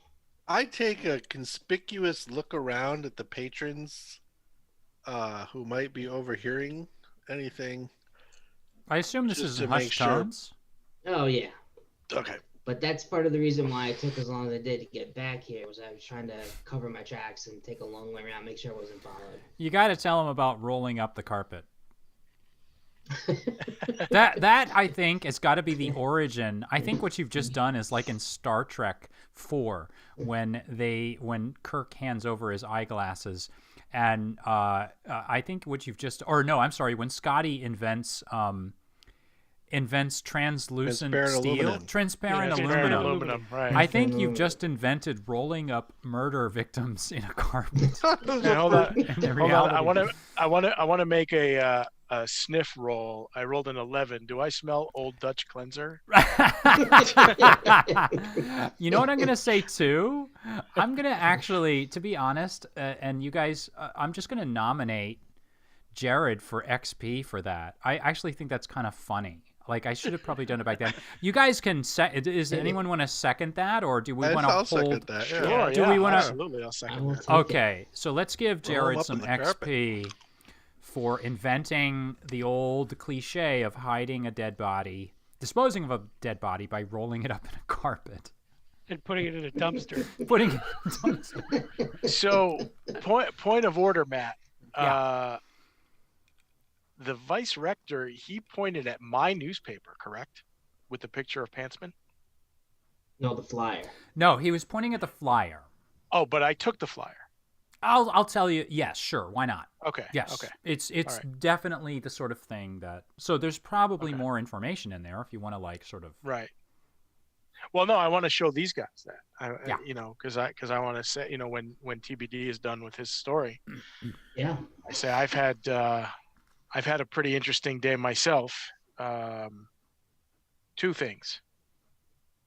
Number one, Vagaver, which we all know exists. People here know it exists too. I found in an old text, maybe 50-year-old text, I found references to the rings, and a drawing, a crude drawing of what we saw. So this is no fantasy. This is no illusion. It's recorded, and I pull out the Sunshine House flyer. Sunshine House flyer, and I open it up to the probably a grainy photo. I'm guessing the print quality is probably not great, but here, do you recognize this guy? And the three of you look at it. It looks like Harold Coatsworth III. The vice rector called him Pantsman, Mr. Pantsman. And he said that I should go visit him. He runs a house for orphan children, a charity of some sort. Made no mention of watch and ward. Made no mention. I was taken aback. I don't know this vice rector very well. I've met him maybe once or twice, but I think he knew. Someone reported back to him about me being in Radcliffe and being seen with you all. So I have a feeling he may be connected, maybe with Coatsworth, maybe with Watch and Ward. I don't know. It makes sense, considering I was followed when we left the train and followed into my place, like I said, by that skin dog. So I'm not surprised that it's connected. Yeah. Now, I don't like the idea of walking into a hornet's nest. If this Coatsworth knows, he certainly knows who I am, if he knows the rector, and if they followed you, TBD, I think a more prudent course of action, since we're working with Farley, let's bring Coatsworth to us. And here's my idea, and I pull out the newspaper, and I go over to the classifieds because, as you know, in those days and Mhm. you know, in the previous days, people would post notices knowing that people would see them. It was a method of communication. I say we invite Mr. Coatsworth to a location of our choosing. What do you think? Yeah, I think that's a good idea. Maybe step 2, though. I think step 1 is to have to go back to Dr. Farley, see if we get more information, and then also get any of that gear or other supplies that we were promised. So we have additional assets to use against our meeting. Well, I agree. If we're going to get something into the paper, I'm guessing there's a morning edition and an evening edition. So we'd have to get something in probably pretty quick for the morning edition, and probably later later tonight or tomorrow morning for the evening edition for tomorrow. So maybe if we go to Harvard first and yeah, I like the evening edition idea. Okay. Gives us time to plan, pick a location that we want. My thought was public library, because certainly there's some kind of portal there hidden underneath. And he would certainly remember our encounter there. Right. Right.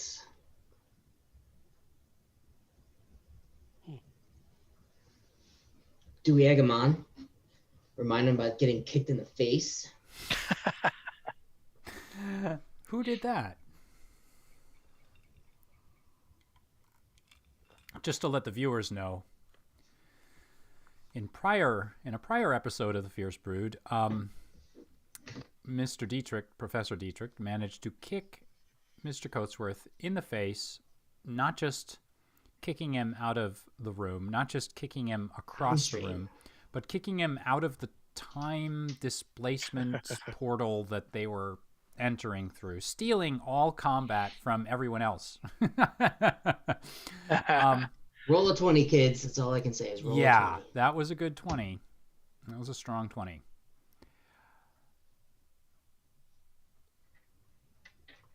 Well, that is a fine course of action. And the parallels of this world and the next are rearing themselves here in this very diner. The waitstaff here, seems rather familiar. She walks right past you, and you get that cigarette smell, and she steps outside. And I'm just sort of guessing it's been like an hour or two, and she's off to take another break, you think. And then you see her stepping out onto the sidewalk, which is now getting far more crowded. And she looks like she's kind of waving her hand at a truck that's backing up toward the sidewalk.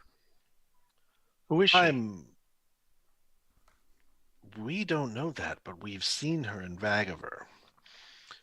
In a place mirroring this very one. But this is, and I stand up, we haven't had any activity here, and suddenly with our arrival, the advent of our meeting again,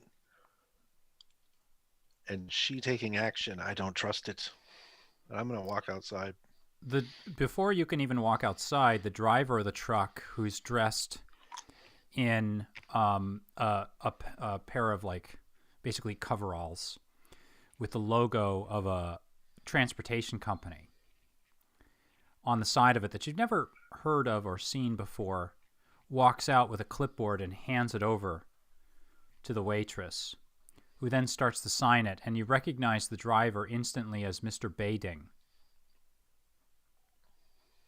who was the assistant. I know, I can tell by James's eye closure. He may have sort of forgotten who this is. Mr. Bading was... Mr. Bading. Mr. Bading. I don't remember his was very focus. specific about that.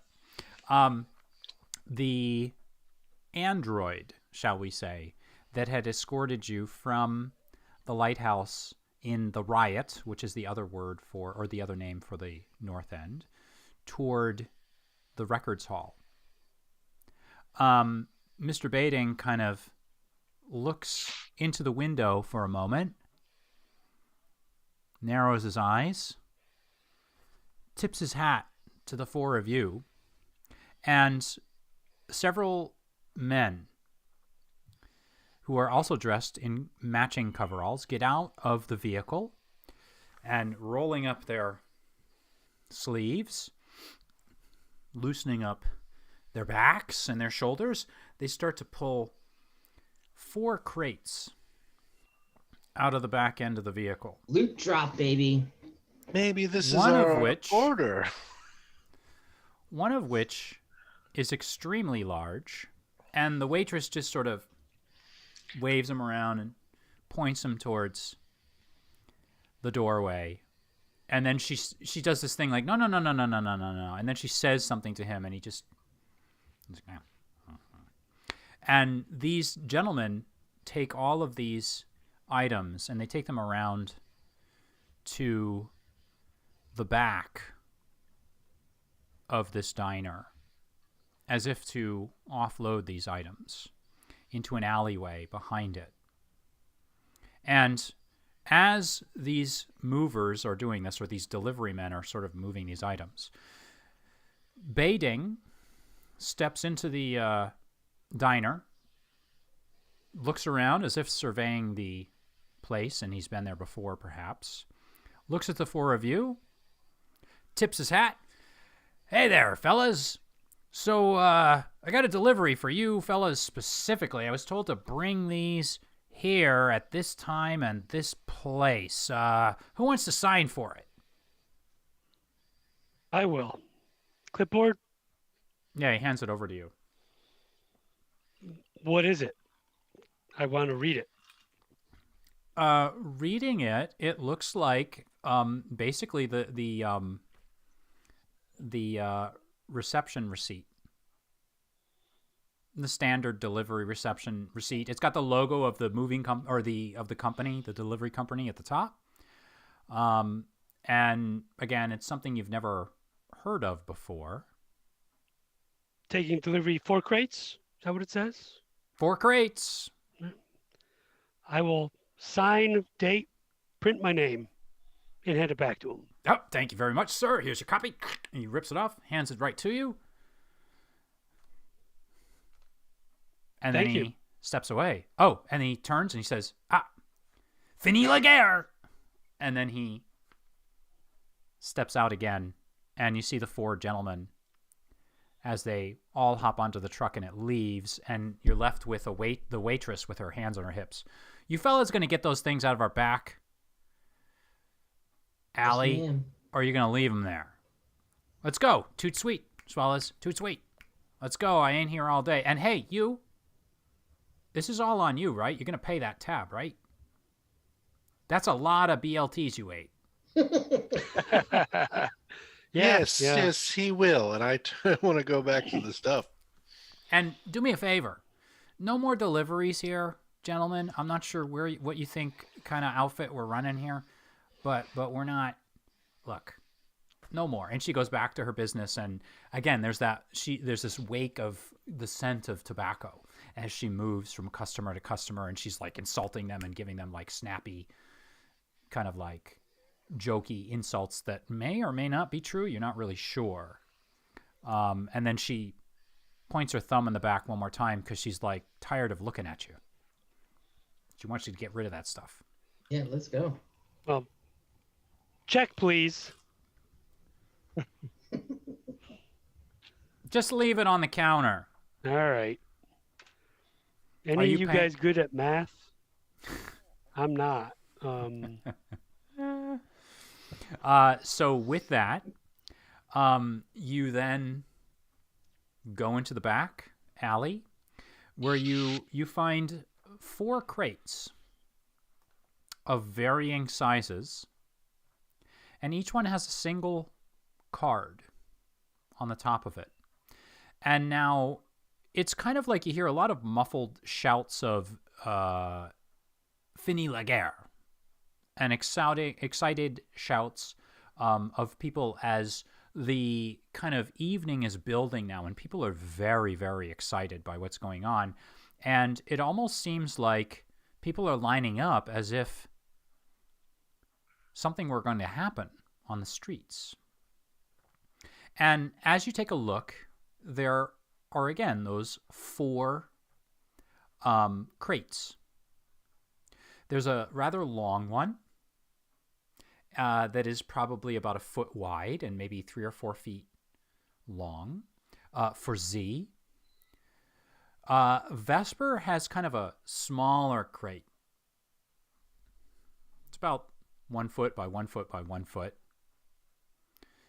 Dietrich has another smaller crate, 1 foot by 1 foot by 1 foot.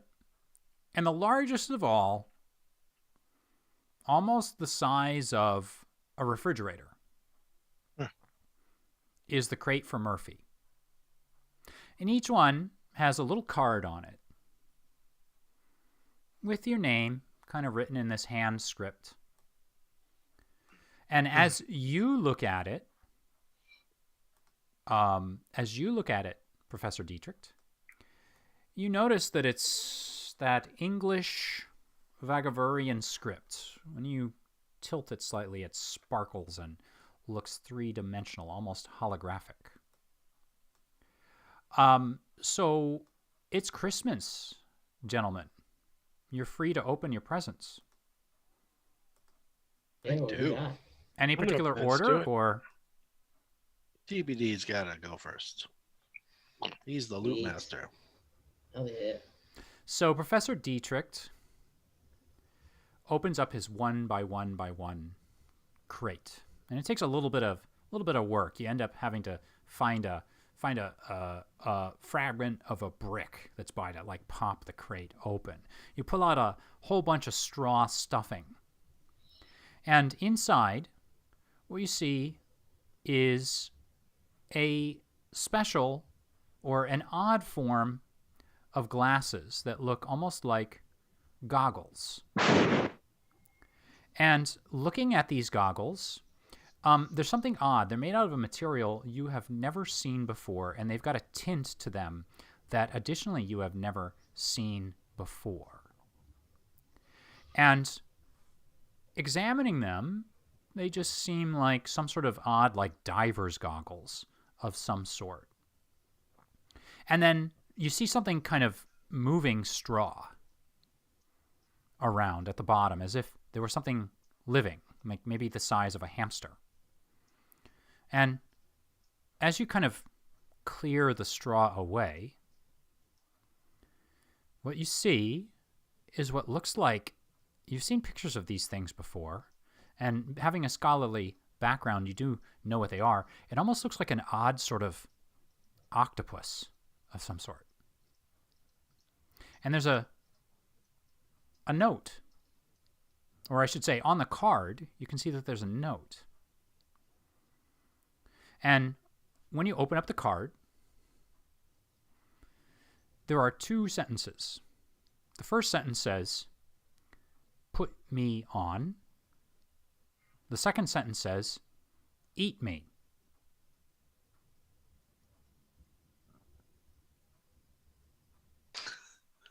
The octopus is probably about the size of the hamster. All right. Yeah, I'm tempted to wear the octopus and eat the goggles. I know. I will go in the opposite way. I will wear the goggles and eat the octopus. You going to inspect the goggles in particular, or are you just going to put them on? Nah, I'll take a look at them first. So you take a look at them. You want to take a real close look, like a roll kind of look? Or do you want to take... Go ahead and make a roll when you look at them. And let me know if you're going to use any kind of effort, assets, or abilities / skills. All right. Let's use a identify skill. Got it? And is there any language on it? On the goggles? Mm-hmm. No, but I'll just let you know. There's nothing you can see, but I will let you know that that script when you look at it, and I kind of mentioned this Mhm. before, there's like the Vagavurian equivalent underneath the English, and looking at it, it looks pretty straightforward. You know, it's a very simple sentence. Put me on, eat me. All right, so I guess I'll use identify and 1 level of effort. Okay. For a 16. Ooh. You notice on the goggles, they have those same little red dots on, as you saw on the paper before. So the goggles are kind of round in this way. They have the 2 little eye socket thingies, and then Right. on the surface of those eye sockets, those little red dots, and you place your fingers on them, and they kind of do that sticky thing that you felt before. Okay.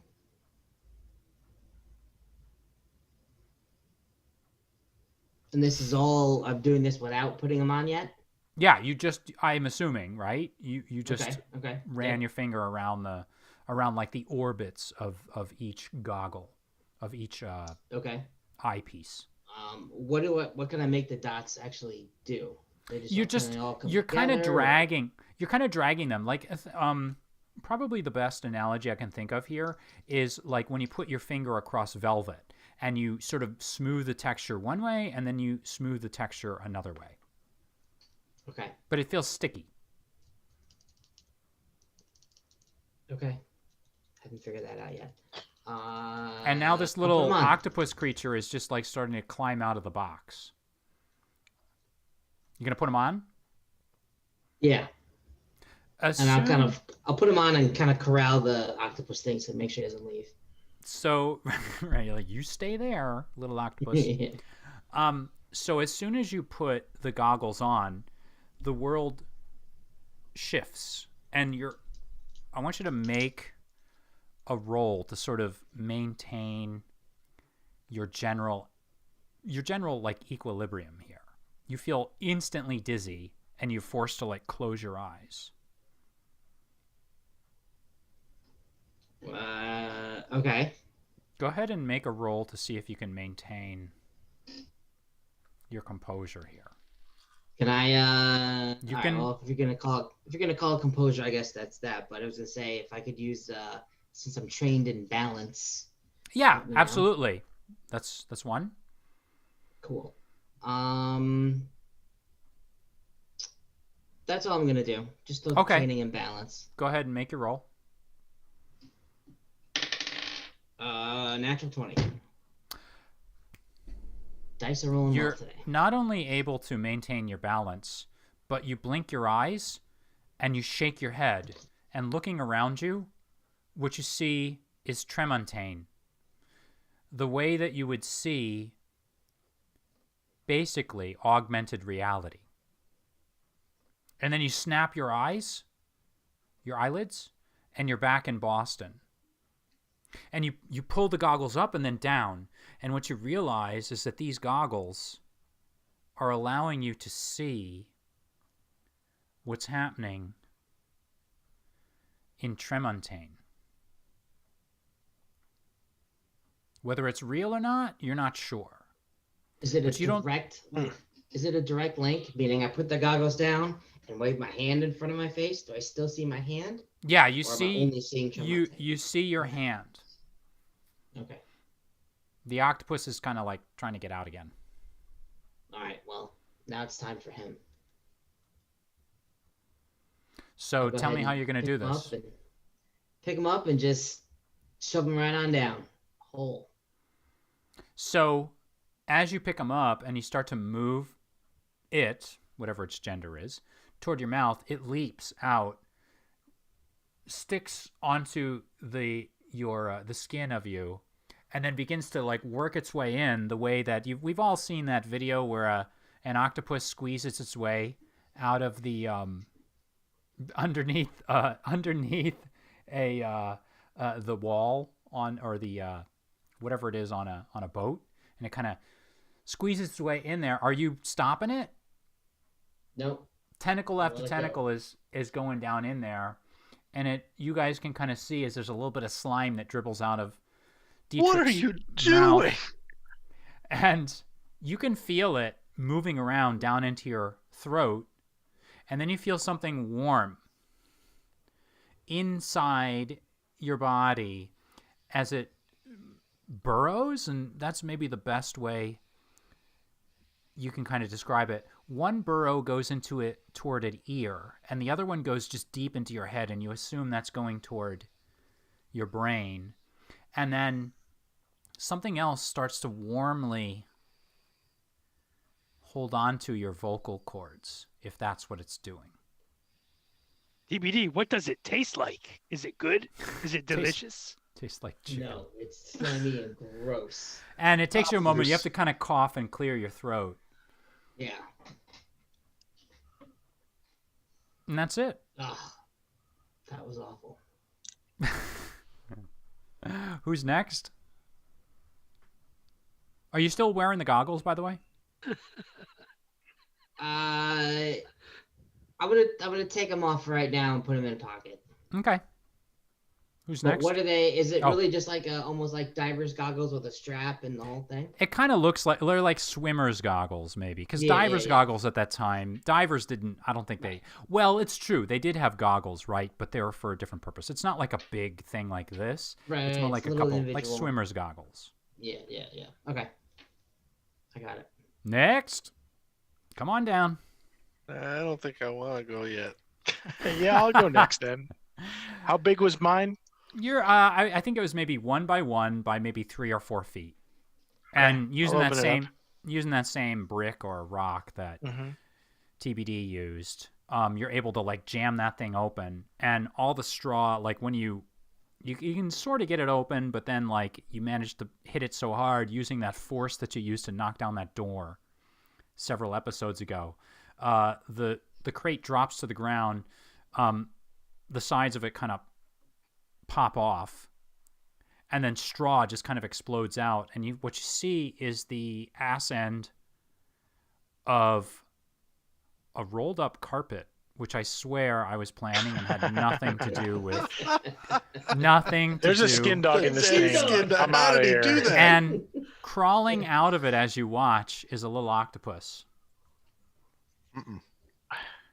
One, looking at the looking at the note, and Dietrich can read it to you, and he will confirm this, because you see the English. The English and the Vagavurian are the same. One says, one line, it's 2 sentences: ride me and eat me. Oh boy. Using the goggles, does it make reading the Vagavurian easier? Yeah, when you pop them on, yes. We'll say it's very clear. Perfect. All right, so I'll grab the octopus before it gets too far and just kind of guide it back to the box. And then what else is in the box? That's it. That and a carpet. Oh, the carpet. He wanted a vehicle. Like, Yeah, you wanted a Got car, one. you got a carpet. Not quite a car, but I'll all right, I'll roll work for I'll, carpet. I'll roll carpet and get on it and say Alibaba, what? Make a balance roll, Balance roll. because Is it's balance suddenly balance would balance be is considered like a skill or whatever. I mean, whatever you want to Okay. call it, speed or I'll might. call it or- speed. okay, or intellect, Yeah, we'll just call a it sort of s- sense. Yeah, we'll call it speed, and I'll use effort on it, and I'll roll an 8. You start to fall off the carpet as it rises up off the ground, and you can see the threads of the carpet start to light up. And you feel as you fall backward, you would have fallen onto the hard concrete, or I should say the hard cobblestone back alley.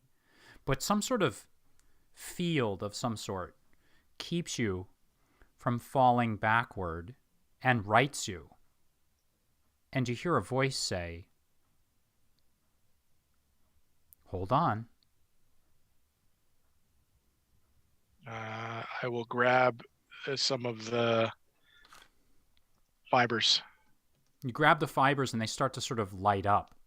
And you hear, "Ooh, that tickles."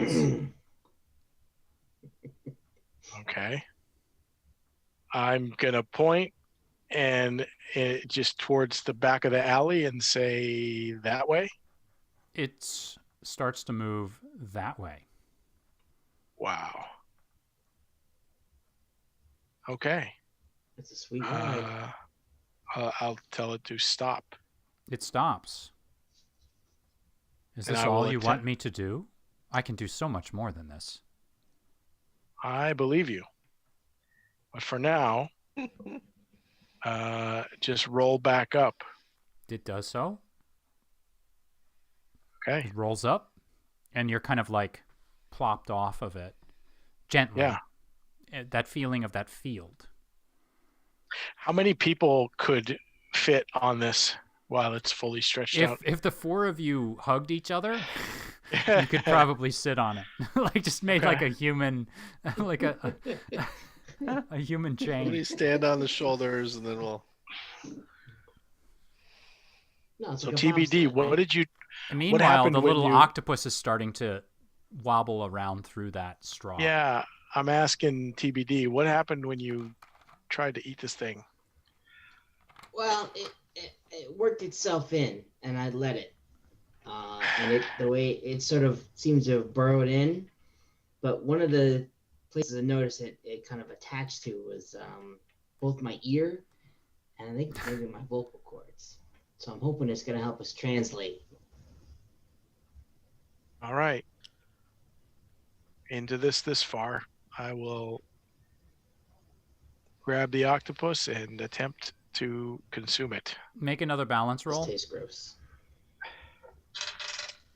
That is a 4. You feel a cold, wet, slimy thing, bulbous, as it pushes past your lips, over your tongue, filling your mouth, plopping itself into the back of your throat, almost choking you, knocking you sideways, and you hear the carpet say, "Do you need assistance?" As you Yes. fall to the ground, it comes up close to you and just catches you before you hit the ground. And you feel yourself kind of fall Amazing. into that field one more time. And then you feel the exact same sensation as it makes its way down into your, maybe it's as if it's going into your gizzard. But before it gets to your gizzard, it stops, and you feel those sensations of something moving to your ear, something moving back into your head, and something else. For a second there, you can't talk. And then suddenly it releases, and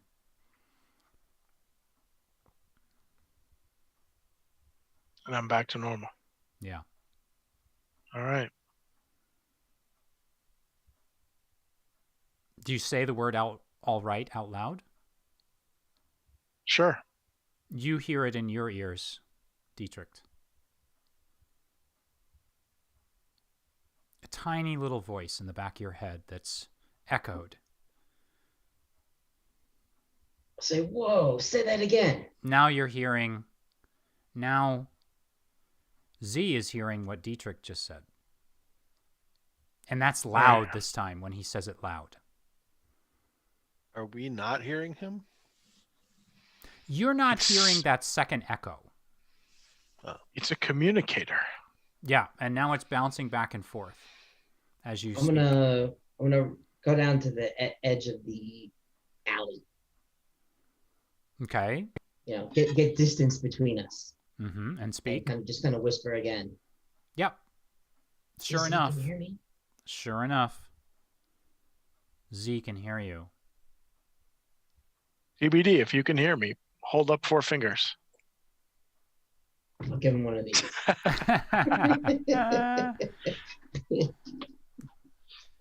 Okay. This is Interesting. even better than I expected. Yeah, it's pretty cool for an octopus. Who's next? I'll go. I got the big box. So heading over to the giant box about the size of the refrigerator. Hope it's a bazooka. If it's a What? car, I'm going to be really pissed. Yeah, it's like the exact model of car you wanted. Maybe Frank has the largest octopus of all. And it doesn't go in his mouth. That thought crossed my mind. So, you head Or it's over to just that BLTs. crate. Yes, it's like stacks and stacks. It's a BLT replicator. So you head over to that box and you start to bang it open. And you manage to smash open the top of the crate. You tear that front off, or that top off. And what you see is just cubic volumes of straw, which you start Lots of pulling straw. out. And it's packed in there really heavily. Must be fragile. Or it's Italian, it's fragile. I'm just It's digging it fragile. out, digging it out. Dig. Keep Fragile. digging it out. You don't really see much in there so far.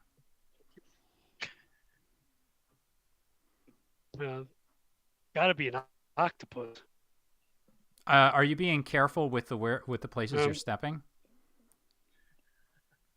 Are you being careful about the places you're stepping? I'm not in the box.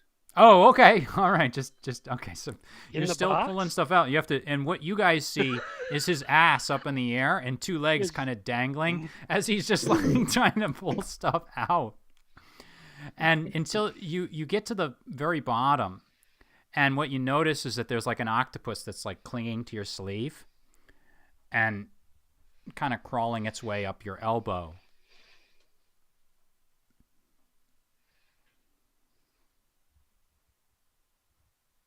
Got an octopus, guys.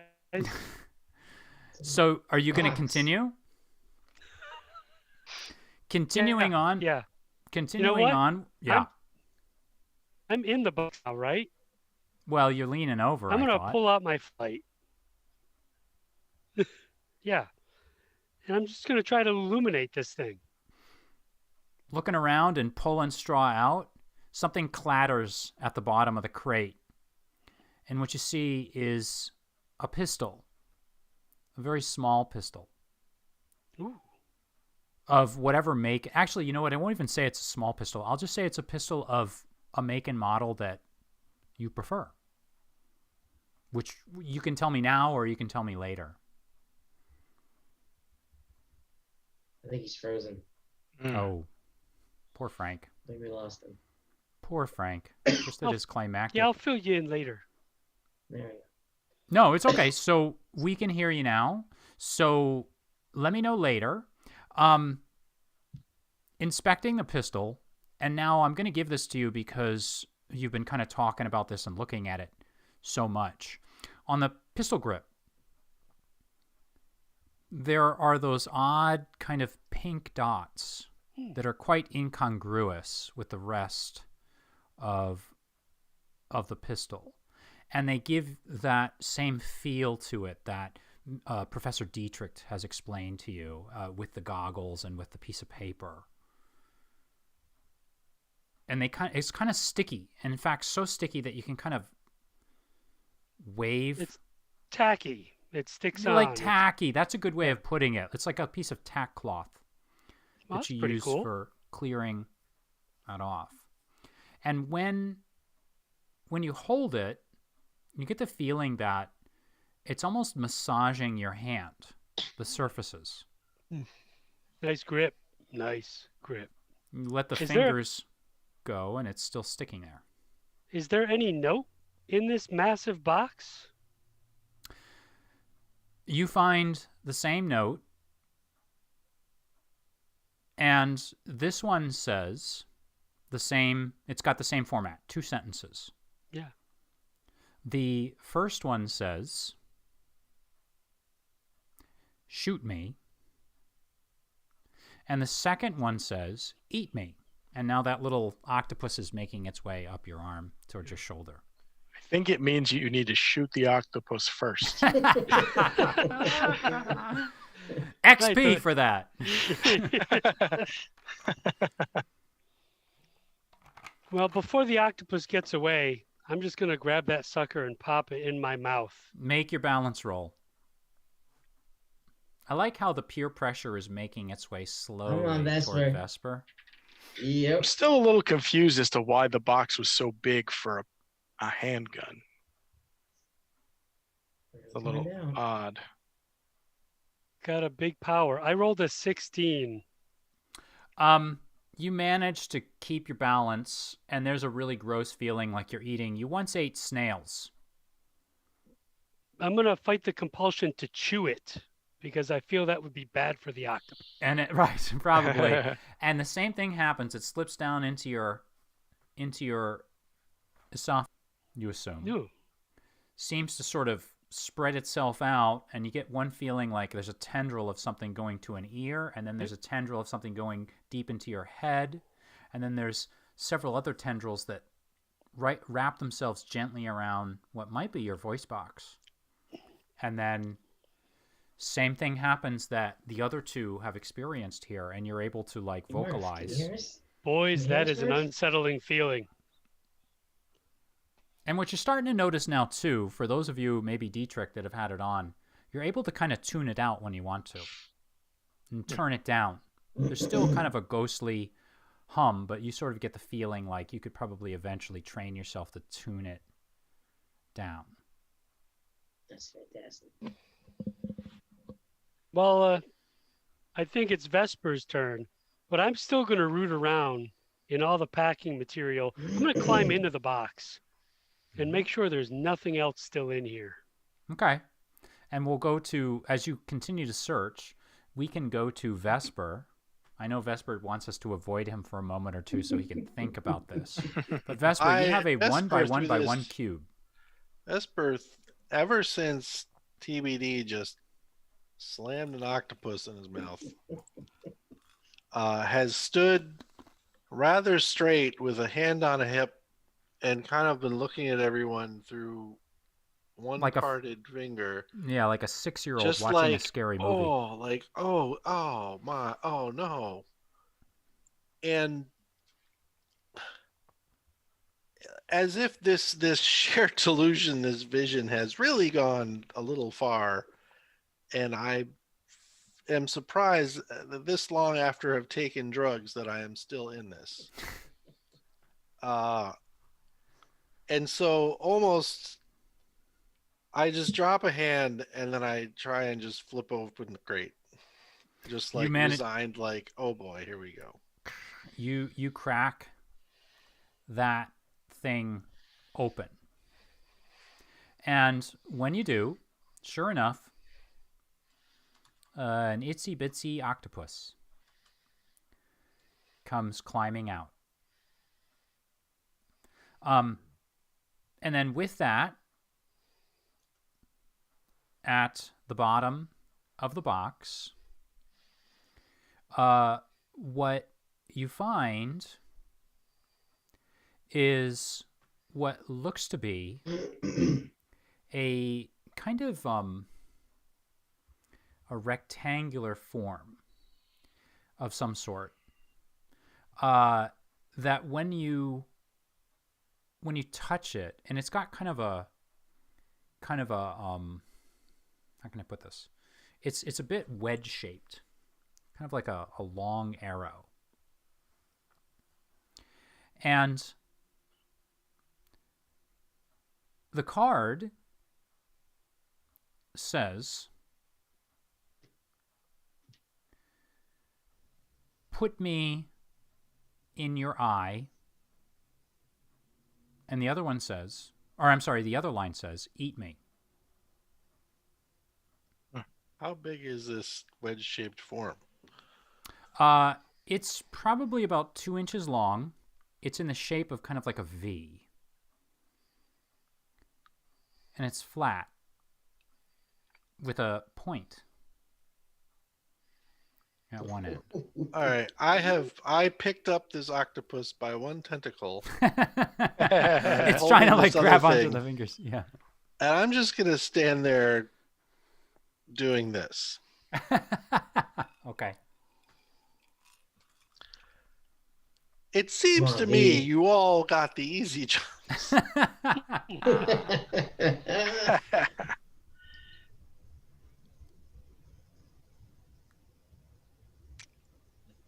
I want to cram this C-shaped metal thing in my eye. What is it made of? You're not really sure. It's a material that is indeterminate. Is it rigid? It feels pretty rigid. Is it sharp? It looks very pointy. I slip it in my pocket. Mm-hmm. I don't know what the fuck to do with it. Mm-hmm.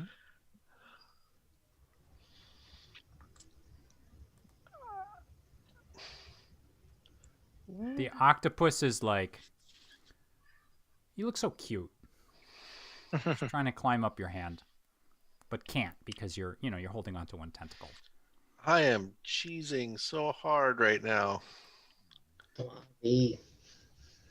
Just do it. All right, I steel myself, Mm-hmm. and I don't try to like eat the thing or anything. I'm just gonna open my mouth, put it near it, and hope for the best. And I'm Go gonna ahead stand in that like awkward way when you're like in the middle of something. Like, oh, I make a roll. Of some kind. Yeah, go ahead and make a balance roll on this one. That's a 7. You are knocked onto the ground, and the thing squirms its way, and the exact same things that happened to everybody else happen to you.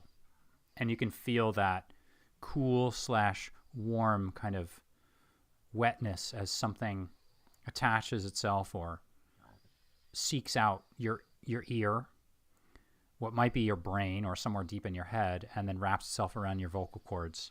And then when you speak and when they're speaking, you can kind of hear it. And now it's at the point where it seems like TBD has kind of figured out what he's doing. Z is getting close to figuring it out, like as far as vocalizing up and down and kind of like saying things and not sending them and hearing things versus turning the volume down. And Murphy's just like, I don't know what Murphy's doing. You can kind of tell me. Still The digging volume's on through the high. box. Me. Doe, a deer, a female deer. Actually, I'm sorry, anachronism on me. Is this thing on? Check. 1, 2. Check. Sphincter. Tsetse flies.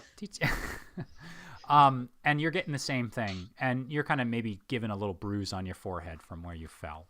But you've still got that sharp implement in your wedge-shaped implement in your pocket. And now the crowds on the opposite side of the building are roaring, and you realize that there is some sort of commotion going on out front. And you hear people cheering. And again, Fini la guerre. Even though this is in France, it seems to be the phrase that's quite popular.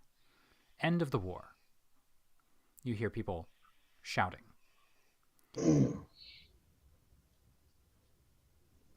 up to you, gentlemen.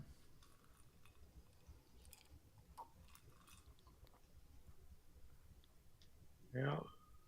This wasn't quite the gear we were expecting, but No. I guess it's time to plan, right? It's time to plan. I think we should also talk with Dr. Farley to find out if he has any other information about Coatsworth and the school, and if he wants to help decide the location of our meet, if he has any other resources he could bring to bear. When we left Coatsworth, what was his directive to us? He just told us to... Farley? Coatsworth or Farley? Farley, I'm sorry. He had asked you to think about going after Coatsworth, locating him, and not necessarily eliminating him, but perhaps if you find him, allowing agents to know where he was. And he had promised that agents would protect you should you decide to reject the offer. And then told you that he would send this shipment of supplies, which is what you assume you've just gotten. Well, we got the supplies, and it sounds like we have a lead as to where Coatsworth may be. If this pamphlet is any indication. Yeah, totally agree. So let's go see Farley. So as you step out into the streets, you turn the corner. What you notice, Professor Dietrich, is there's something different about the crowds. All of you, everyone here, sees cheering, happy, glorious victory and peace among members of the crowd. The armistice is signed. Every newspaper headline is carrying, it screams at you that the war is over, and the streets are completely crowded.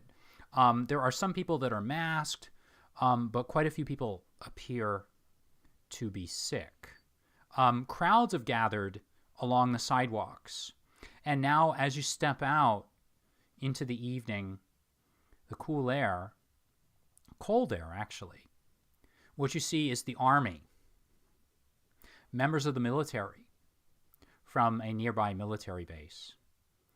The one which we will later learn started, or may have started, some of the infections in Boston, comes marching down the street. And this is not a formal kind of march. This is an informal march. There are vehicles carrying soldiers. Some of them look like they're vets come back from the front that have been injured, and they're covered in bandages and things like that, and they're waving. Many are actually on horses as they're waving to the crowd. But most of them are actually on foot, and they're very informally moving about this way and that. And what you see, well, Dietrich, are you wearing your goggles? I'm so sorry. I'm going to put them on. I guess you're going to have to at this point. I'm going to put them on. So what you see, Dietrich, is a single soldier that as soon as you put them on, his skin disappears. And what you're looking at is a skin dog dressed as a soldier, waving. Its snarling maw smiling. And you see one of these soldiers gives that soldier gives a grand wave. And there's a woman that breaks out of the crowd, the sidewalk, and she appears to be human. And the dog, the skin dog, embraces her, grabs her, and I'm going to steal something from World War II, kisses her deeply, bending her over. But what you see is that he's slobbering all kinds of afterbirth and gross blood and slime all over her. And his tongue darts out, wrapping around her, licking her. And then the embrace breaks, and she blushes, and the two start to form a conversation. And as you continue to move through the city, it appears that a celebration is going on for the end of the war. But you, Dietrich, every so often, you get that weird blur between here and Vagaver. And you see that not everyone here is a human. And you see other races and species. And every so often, when you bump into someone on the sidewalk and they aren't who you expected, they aren't the human, they simply smile at you through an alien face or with a bizarre look at them, on them. And they just nod or say, "Hey, Mac, how you doing?" And the feeling you get is that hiding among you this whole time has been citizens of Vagaver here in Boston. And so whether or not you tell that to your friends, that's probably something you need to think about for yourself. But for us tonight, we're going to leave it there to come back and continue next Wednesday at 8 o'clock. If you like what you saw, ladies and gentlemen, please do hit the like and subscribe buttons. Everything helps. We will see you all here next week.